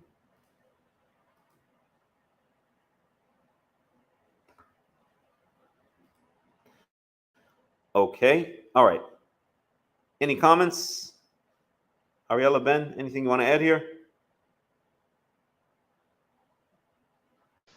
Not at this point. I think there's a verse that comes pretty soon that we have something on. Okay. Verse 24. Wa yim al'u yameha la ledet wahine tomim bebitna. So, and the days of her time to give birth were fulfilled, and behold, there were twins in her belly. Verse 25. Vayitze harishon ad moni kulo ki aderet se'ar wa yikru shimon Esau. So the first one came out reddish, ruddy. They usually translate it as all of him, all over red. Ki aderet se'ar, like a mantle or a cloak or a coat of hair, and they called his name Esau. Okay, and what does the word Esau even mean? Let's see if we have any commentary on that. There's an odd displacement of etymology in the naming sentence perhaps because the writer was not sure what Esau actually meant. Ruddy Edom refers to another name for Esau, Edom, as in verse 30, and the hairy component of the mantle. Similarly, Se'ar refers to Edom's territory, Seir, right?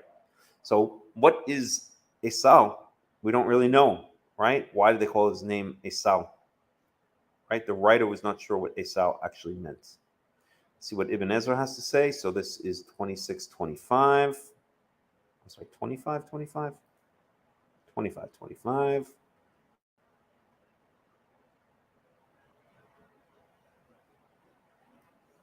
The yod of Admoni, ruddy, is superfluous. It is similar to the yod of Akhsari. Okay, interesting point. Like a mantle, ki aderet,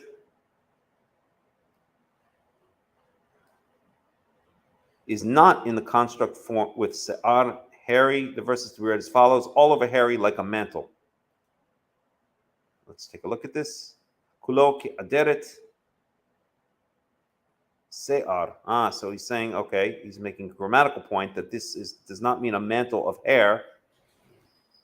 It's, you found Lavi? Okay. Ki aderet, okay, as a mantle, kulo ki aderet, as a mantle, hairy.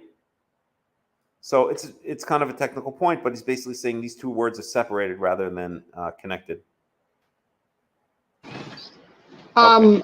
I was going to comment. I read a midrash, not a midrash, but a commentary on by the Temple Institute about Esau and his name and the meaning, and it said it comes from the Hebrew word asiya, which means finished or done. That sounds like a load of baloney to me. Okay, thank you. Because it's not mentioned anywhere. I mean, you can make up anything. You can make up anything and say anything you want, but it's really not mentioned, right? In fact, here, Robert Alter, would mention it if someone were to actually say, right? The writer was not sure what Esau actually meant. So that's just, that's like, retroactively injecting meaning into the name of the word. I don't even think Ibn Ezra mentions the meaning of the name. Okay. They called his name, those who saw him called him thus. So this is what Ibn Ezra says. The name Esau possibly connotes a connotes a unique occurrence, ma'aseh. This birth was extremely wondrous. Every human being leaves the womb in a placenta which covers him. However, in this instance, the two placentas were opened simultaneously. That's obviously midrash. Mm-hmm.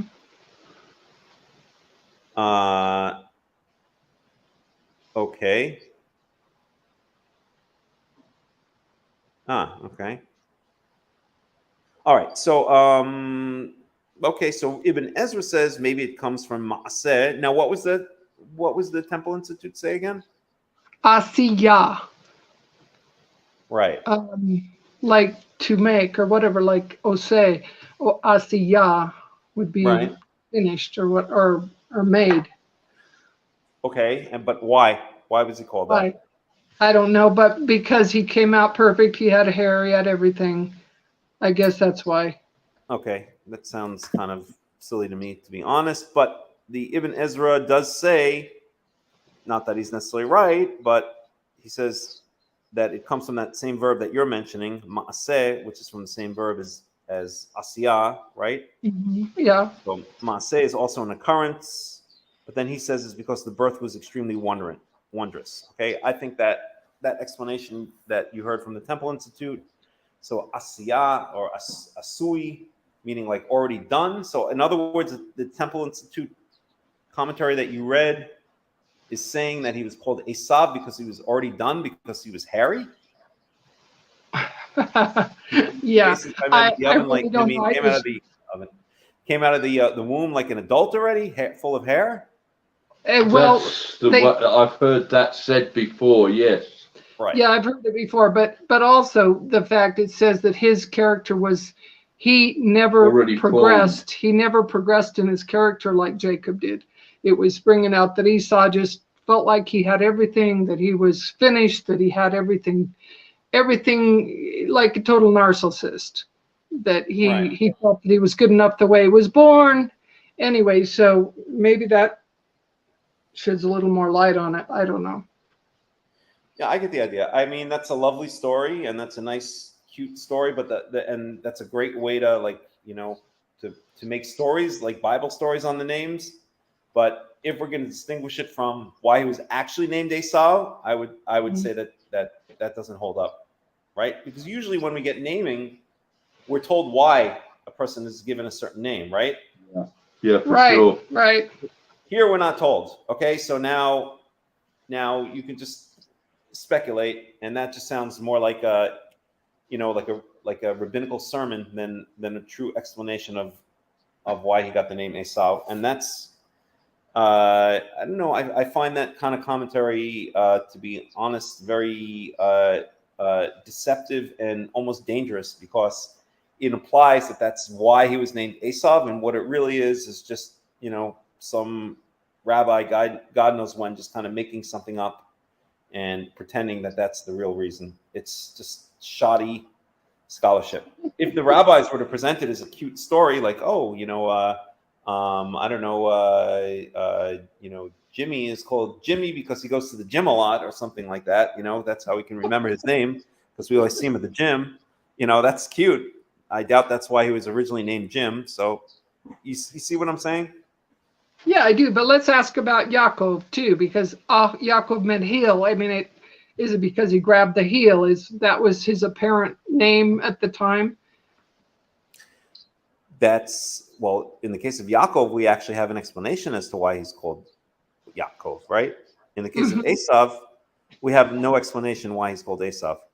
Mm-hmm. Right? We know why he's called later on. We know why he's called Adom.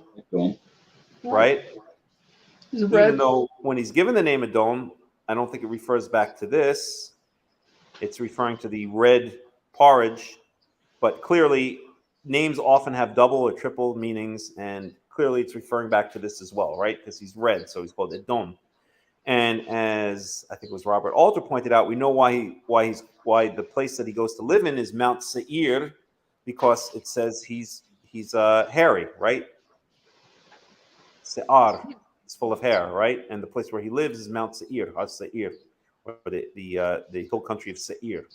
So that makes sense, but we don't know. There's no explanation given as to why he's called Esau. So now it just becomes speculation. All right, let's go on.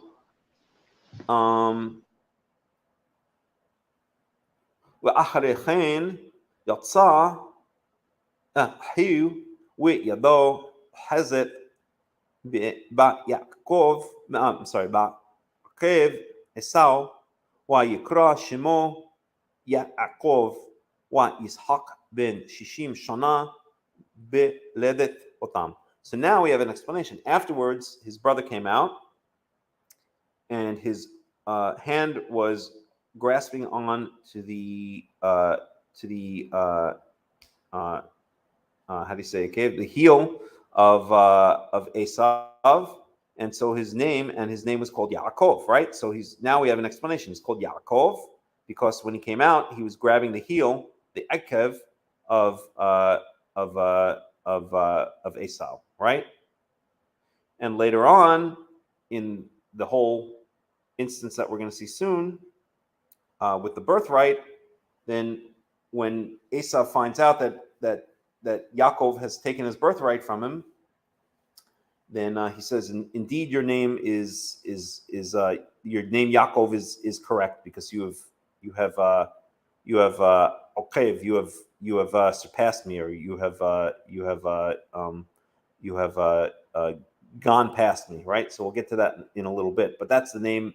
That's Esav basically giving another meaning to the name. But the reason he's called Yaakov is because he was grabbing the akev, the heel of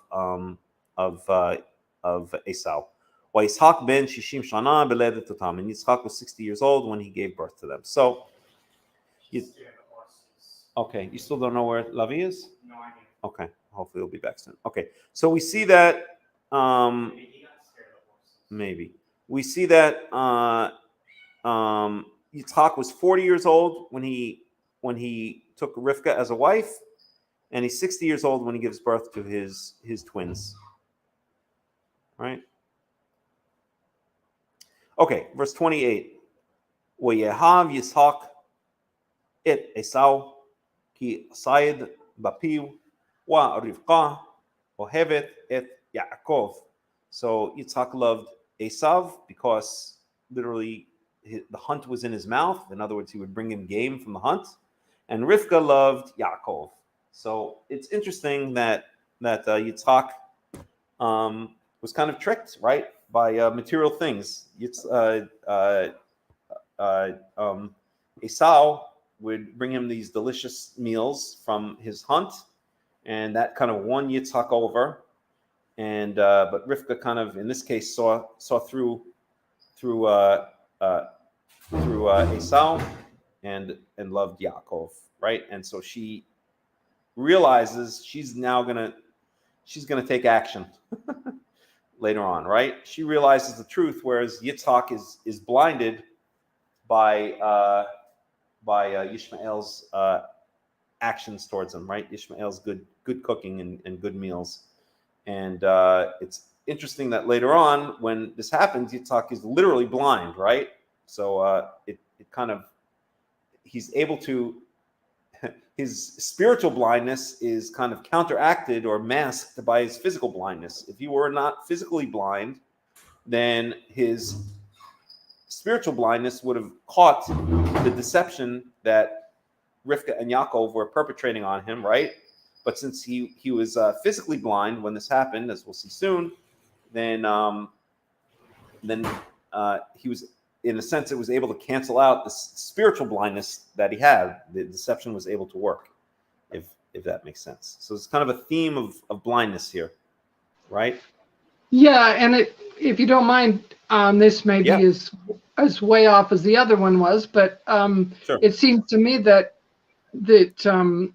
Yitzhak all his life had a little bit of a problem that way, and it was good that he got a wife that kind of was street smart. She'd already seen Laban and his lust for money and all this stuff, and it seems like Yitzhak and her worked together very well. But then, and I agree with you, the physical blindness kind of helped him to get through this. But it's almost as if, I mean, Yehovah told him don't go down to Egypt. And then he's not even fighting for his own wells that he digs, where Right. Abraham, his father, probably would have said, no, this is mine. I paid for it. I dug it, and he just stood up and fought with his servants. But Yitzhak seemed to be a bit of a, pardon the expression, yes man. Mhm. And he admired his son's strength. Obviously, he would have admired Esau because Esau was out there a go-getter, and instead of seeing any spirituality in it, he was looking for the things that he was missing. I don't know if that makes any sense. Yeah, I mean it's an interesting point. I mean, Yitzhak is often usually portrayed as a very passive kind of figure, right? He was tied up by Abraham during the Akedah, the sacrifice, right? He seems to be a little bit more meek, like you say. Maybe there's something to it. I mean, to kind of speculate that Yitzhak respects Esav because he's a tough guy and Yitzhak is not. I mean, it's possible, I suppose. Let me see. Do I think that's the case? It doesn't really say that. It says more the fact that he brought him good food, So it was more like just the physical food that he was bringing him was blinding him. Was he mesmerized by his prowess and his strength because he felt he was not the same? I don't know. Let's keep that in the back of our minds and see if that plays out. It's an interesting idea. Sure. I'm just hesitant to say all he was a glutton. I mean, Right. I don't want to say that was all. It's like his son could go out and look what my son can do. He can go out and catch this stuff and bring it and fix it for me. Right. Whether or not that was it, I don't know. Well, we see in a number of cases that the women, the matriarchs, they see certain truths that their husbands cannot see, and that's a kind of an eshet chayil, right? That's exactly a great wife, right? When the husband is blinded by certain thing, and the wife who maybe doesn't have the same male lusts that a man might have is able to see things more clearly because she has a different more clear perspective on things. And we see that in the case of Sarah, right? We see that here in the case of Rivka. And in the case of Yaakov, it says clearly that he was a man of dwelling in tents, and you can see that if he was a homebody, he was at home studying whatever, talking with his mother, she would have known his character very well. Yes, but dwelling in tents, that understanding of dwelling in tents, once again, is completely rabbinical. It doesn't mean he sat and studied in yeshiva, as the rabbis say. That's what it means. Oh, no. No. It means that he was a shepherd. Okay. That's what it means. And All we'll right. see that. We'll see that explicitly. But he was not a hunter, as Esau was. He was a shepherd. But also it says that Rivka loved him. Right. And so she must have had a chance to have a relationship with him. Obviously, I mean, I'm sure both children had, they seemed to be close to both their parents, both of the children. But I guess the main point here is that Rivka was able to see clearly what needed to be done. Right. Yitzhak was blinded by, I guess you could make a claim that's Esav's prowess, but certainly his food. Whereas Rivka was not blinded by it, and so she took action in the end. Right?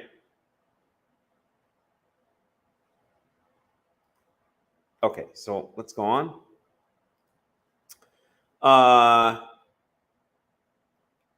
Okay. Wa Yazid Yaakov Nazid Wa Yavo Esau Min Han Sodeh Wahu Aif. So Yaakov made they usually translate it as a porridge or a stew. Okay. And Esav came from the field, right? Because he was an Ish Sadeh, as we saw here. We skipped that verse, didn't we? Oh, I don't know why. Igdalu ha'ne'arim v'hi Esav ish yodeh tza'id ish sadeh. Yaakov ish tam yoshevo alim. Okay. So Yodeh, I'm sorry, I skipped this verse. So Esav was an ish ish yodeh tzayid. He was a hunter, a person who knew how to hunt, a man of the field, right? He ran out into the field and hunted. Yaakov ish tam yoshev ohalim, and Yaakov was a simple person. Here they translate as mild. Yoshev ohalim. So let's get an interpretation of that one. So that's Genesis 25:27. So Robert Alter translates that as simple man, a dweller in tents. And let's see if we can get some commentary on that. So that's verse 27. The Hebrew adjective tam suggests integrity or even innocence. In biblical idiom, the heart can be crooked. Kov, the same root of as Yaakov's name.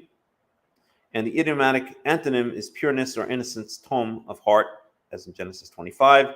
There may well be a complicating irony in the use of this epithet for Jacob, since his behavior is very far from simple or innocent in the scene that is about to unfold. Okay, so it doesn't even say what it means to dwell in tents. Let's see if Ibn Ezra speaks about that. So that's 25:27.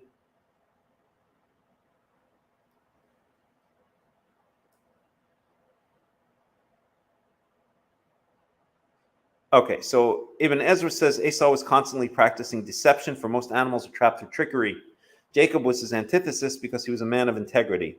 They also differed in that Esau was a man of the field and Jacob a man dwelling in tents. It is possible that the meaning of dwelling in tents is like dwell in tents and have cattle. So here, have cattle, right? So Genesis 4:20, it links to. So, okay, we can look at Genesis 4:20. Let's do that for 1 second.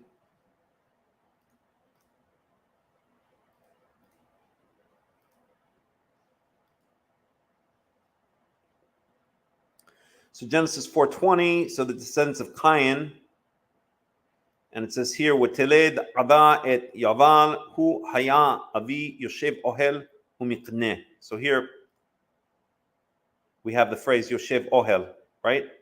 So Ada gave birth to Yaval, and he was the father of all those who dwell in tents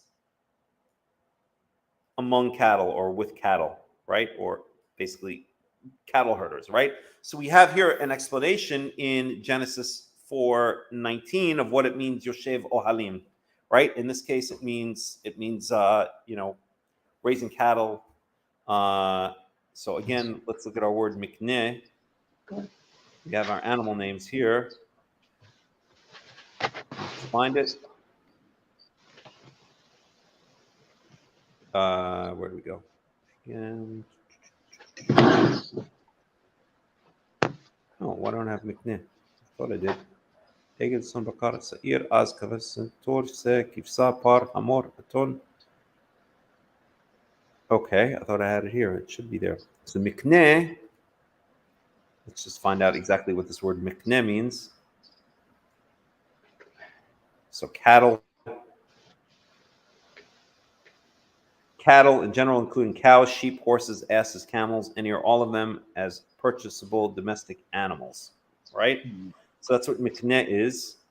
I should really add it to this list here. In fact, let me do that right now. But we see that Yoshev Ohels, dwelling in tents, is associated with mikneh, is associated with cattle. Yeah. Oh, I'm sorry, Ben. I muted you by mistake. Go ahead. That's okay. Interestingly enough, if you look in the modern day Middle East, and not just in the Middle East, I'm thinking particular in the Sudan. When I lived in Khartoum, right in the middle of the city, there was a small open area, and a guy lived in his tent with his goats. Okay. So, yeah, and the same is Fat. There's a couple of shepherds that live right out in the... Yeah, but right on the Nahal Birya there,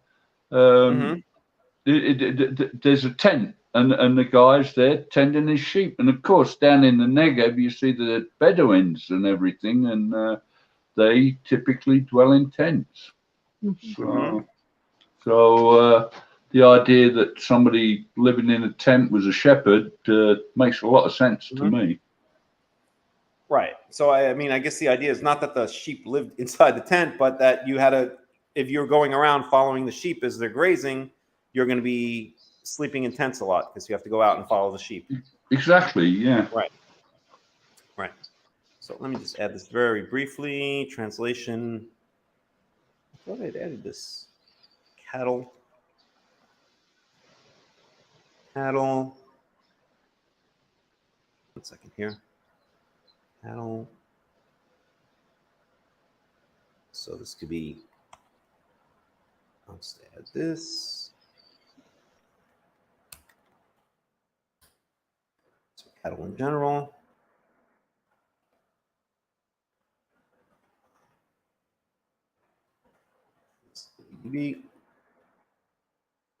So, okay. Oops. That's not what I meant to do. 1 second here.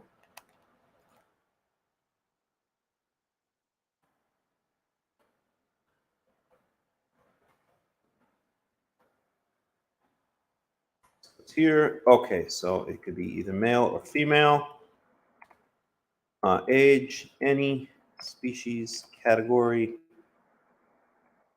cows, sheep, etc.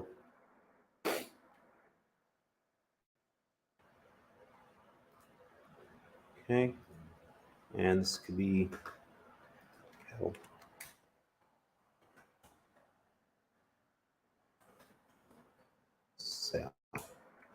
I won't put it that way.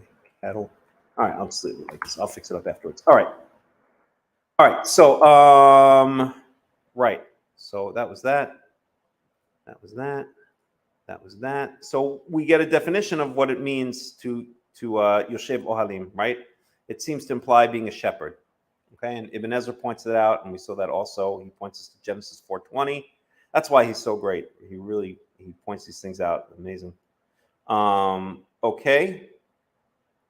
So we read this verse already. See if Ibn Ezra has anything to say there. So this is verse 29. And he was faint. Faint means hungry and thirsty, as in Be'eretz Ayefah, in a weary land, Isaiah 32:2. Ayef, okay, hungry or faint or tired. Asaph came into the field and he was famished. That's the way Robert Alter translates it. He says, verse 29, Or Chaim, an 18th century Hebrew commentary, brilliantly suggests that Jacob, seeing that Esau had won their father's heart with food, tries to compete by preparing his own hearty vegetarian culinary offering. Okay, interesting. I'm not sure if I go for that, but that's an interesting point. So basically, Yaakov was making a stew for his father when Esau came in. That's what that commentary is saying. I'm not sure I go for that. Okay, verse 30. Wayomer Esau el Yaakov. Melech, can I interrupt again? I'm going to get in trouble for this one. Yeah. I know the rabbinic commentary about this deal of making stew and the lentils, which was, they say, a custom for when somebody died, that they were going to bury, was it Abraham or Shem or somebody, famous patriarch. It was a funeral, and Esau was disrespectful and came in and demanded food. I mean, that has always struck me. How do you know that it was the death of someone? I'm sorry. Say that again. It sounds too off the wall, doesn't it? No, rabbinic commentary that was introduced to me was that Yaakov was actually preparing a lentil pottage that was the custom to prepare that when people died and they were sitting Shiva for someone, and that possibly that was the death of either Abraham or Shem, which I worked on the timeline quite a bit, and Shem was still alive, possibly at that time. But the whole deal, it doesn't say anywhere that they were sitting Shiva for the death of anyone. Right. But it's interesting that it does say later in this same thing that it was lentils. Whether that leads you to death or not, I don't know. I don't know. I've never heard some kind of tradition in the ancient East that you prepare a stew of lentils to mourn the dead. I don't know. You'd have to. I'd have to you, find. one would have to find proof of that. Okay, we'll do. Again, that seems like the reason's not given here. I don't know. So maybe he was just making an afternoon lunch for himself. Who knows, right? We don't know. I don't know. That sounds that sounds like a bit far-fetched, and it sounds, that's exactly what the rabbis like to do, which is kind of like, tie up loose ends where they shouldn't be tied up, or where not enough information is given.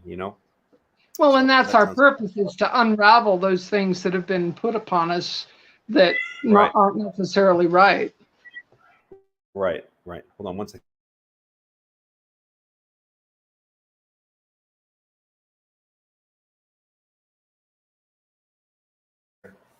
Oh, I'm gonna get her out of it. She's meowing. Okay. So, all right, let's go on.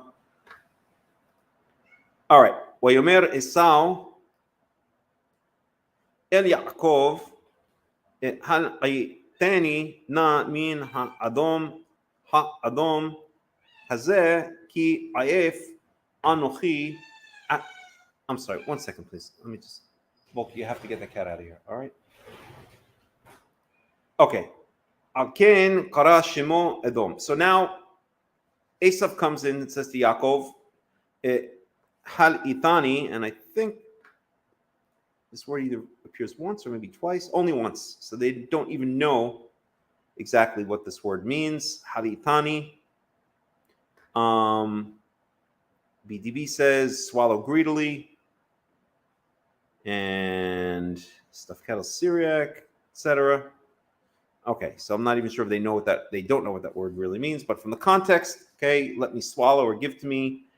Min ha'adom hazeh, give me of this red stuff. So lentils obviously can be red, although adom could also, the word adom means also brown. There was no separate word for brown.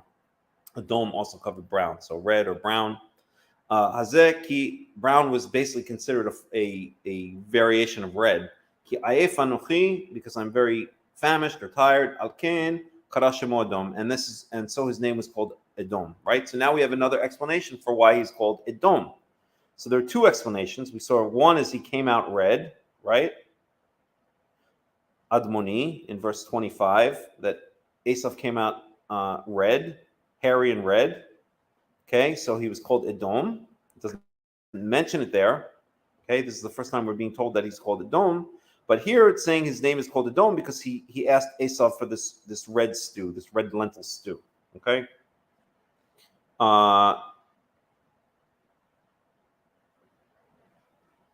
And actually, it doesn't even say stew. It doesn't even say. 1 second here. I guess it doesn't even say lentil stew. I guess we always assumed it was lentil, but it never mentions lentils here at all, does it? Right? It just says nazid, stew. So where did we get the idea that it's lentil? I don't know. I guess this is, again, one of those things that were implanted in us, right? It doesn't say anything about lentils here. Oh, it does. Here. Yeah, it does. I'm sorry, in verse 33 it does. It's in verse 34. So, yeah. Got it. In verse 34. Yeah, got it. Okay, so, okay, so now we have two explanations for why his name is Edom, because he was born red, hairy and red, and because he is requesting this red stew. Okay, verse 31. Why Yomer Yaakov Michra Kayom et Bichorotcha li. And Yaakov said, sell me your birthright right now. Verse 32. Why Yomer Esau Hine Anochi Holech Lamut Wilama Ze li Bichora. And Esau says, listen, I'm about to die, so what good is the birthright to me, right? So Esau is obviously exaggerating. I don't think he was about to die, right? But he's exaggerating, and he's thinking in the moment, And so he says, what good is the birthright to me? He's just thinking about his food. And obviously he's going to regret afterwards doing it. And he's going to actually try to kill Yaakov when Yaakov actually takes the birthright through Rivka, takes the birthright that he had sold to him. ויאמר יעקב, היא שבעה לי כיום, וישבע לו, וימכור את בכורתו ליעקב. So Yaakov made him swear, and he swore, and he sold the birthright to Yaakov. ויעקב נתן לעשו לחם ונזיד דשים ויאכל וישת ויקום וילך ויבז עשו את הבכורה. And so Yaakov gave to Esav bread and lentil stew, and he ate and he drank and he got up and he went away, and he despised or cheapened or made little worth of, and Esav made little worth of the birthright. So there's a lot to say about these verses as well. We just see how impetuous he is, and we see just, even the wording in the Torah here, he ate and he drank and he got up and he left and he despised the birthright, right? It's like an animal. He has no class whatsoever. He just thinks in the moment, right? Just like the animals that he chases down in the field. So big contrast between Esav and Yaakov. Okay, Ariella, Ben, anything you want to say about that? No, I think that's good. I mean, obviously, we're talking about a lot of things here that may be just suppositions. But yeah. Right. Yep. Okay. Well, I've been going at this for 2 hours. Here's a new chapter. Let's see. Where do we have to get up to for this? 28:9. So we have a lot to go. I might have to stop actually because it's getting late here and I want to start preparing dinner. I'll go one more. I'm going to do one more paragraph and then we're going to stop. Okay. Okay. So we're in Genesis 26:1. ויהי רעב בארץ מלבד הרעב הראשון אשר היה בימי אברהם וילך יצחק אל אבימלך מלך פלישתים. So there was a famine in the land, aside from the first famine that was in the time of Abraham, and Yitzchak went to Avimelech, the king of the Philistines, Gerara in Gerar.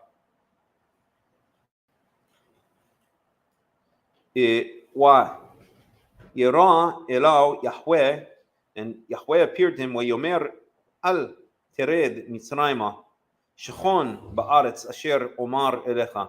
Do not go down to Egypt, dwell in the land which I have said to you. Right? So we know later on when Yaakov faces a famine, he eventually goes down to Egypt, right? Here, God tells Yitzhak, don't go down to Egypt, stay in the land, okay? Gur ba'aretz hazot wa'ehiyeh imcha wa'everacha avera'a wa'everachecha ki lecha u'lezer'acha eten et kol רצות האל והקים אותי את השבועה אשר נשבעתי לאברהם אביך. So stay in the land or dwell in the land, in this land, and I will be with you, and I will bless you, because to you and to your seed I will give all of these lands, or all of this land. Hold on a second. I'm just gonna. Okay. והקימותי את השבועה אשר נשבעתי לאברהם, and I will uphold the oath, the swear that I swore to Abraham your father. Verse 4. והרביתי את זרעך ככוכבי השמיים ונתתי לזרעך את כל הארצות האל והתברכו בזרעך Kol goyei haaretz, and I will greatly increase, or I will increase your seed like the stars in the sky, and I will give to your seed. 1 second here. And I will give to your seed all of these lands, and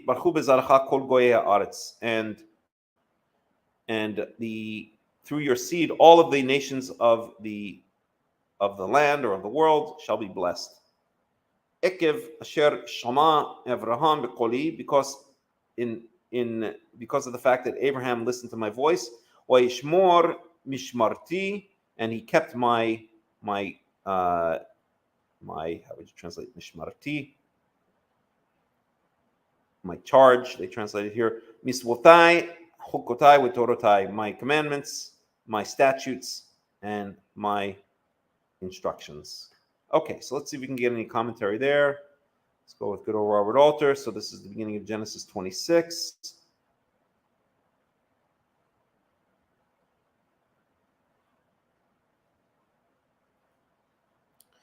Genesis 26. Commentary.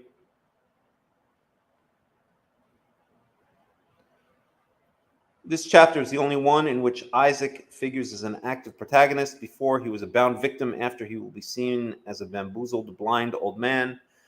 His only other initiated act is his brief moment as intercessor on behalf of his wife in 25:21. Textual critics disagree about whether this chapter is a mosaic of Isaac traditions or an integral literary unit, and about whether it is early or late. What is clear is that the architectonics, oh my, I don't even know what that word means, of the larger story require a buffer of material on Isaac between Jacob's purchase of the birthright and his stealing of the blessing, a buffer that focuses attention on Isaac's right to the land and on his success in flourishing in the land.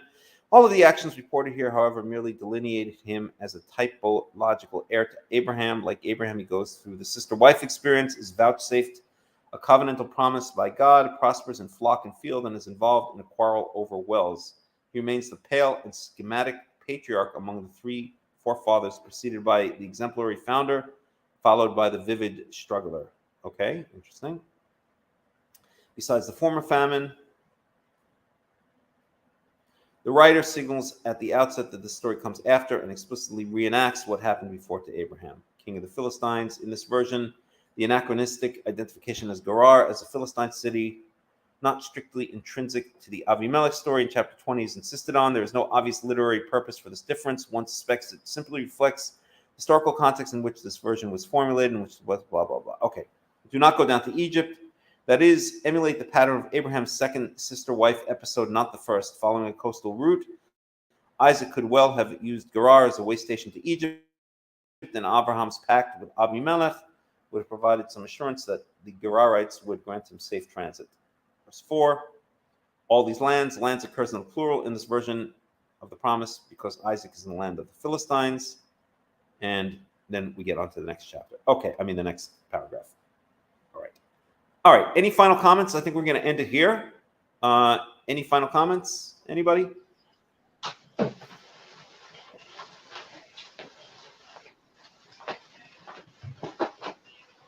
Good study. Thank you, Melech.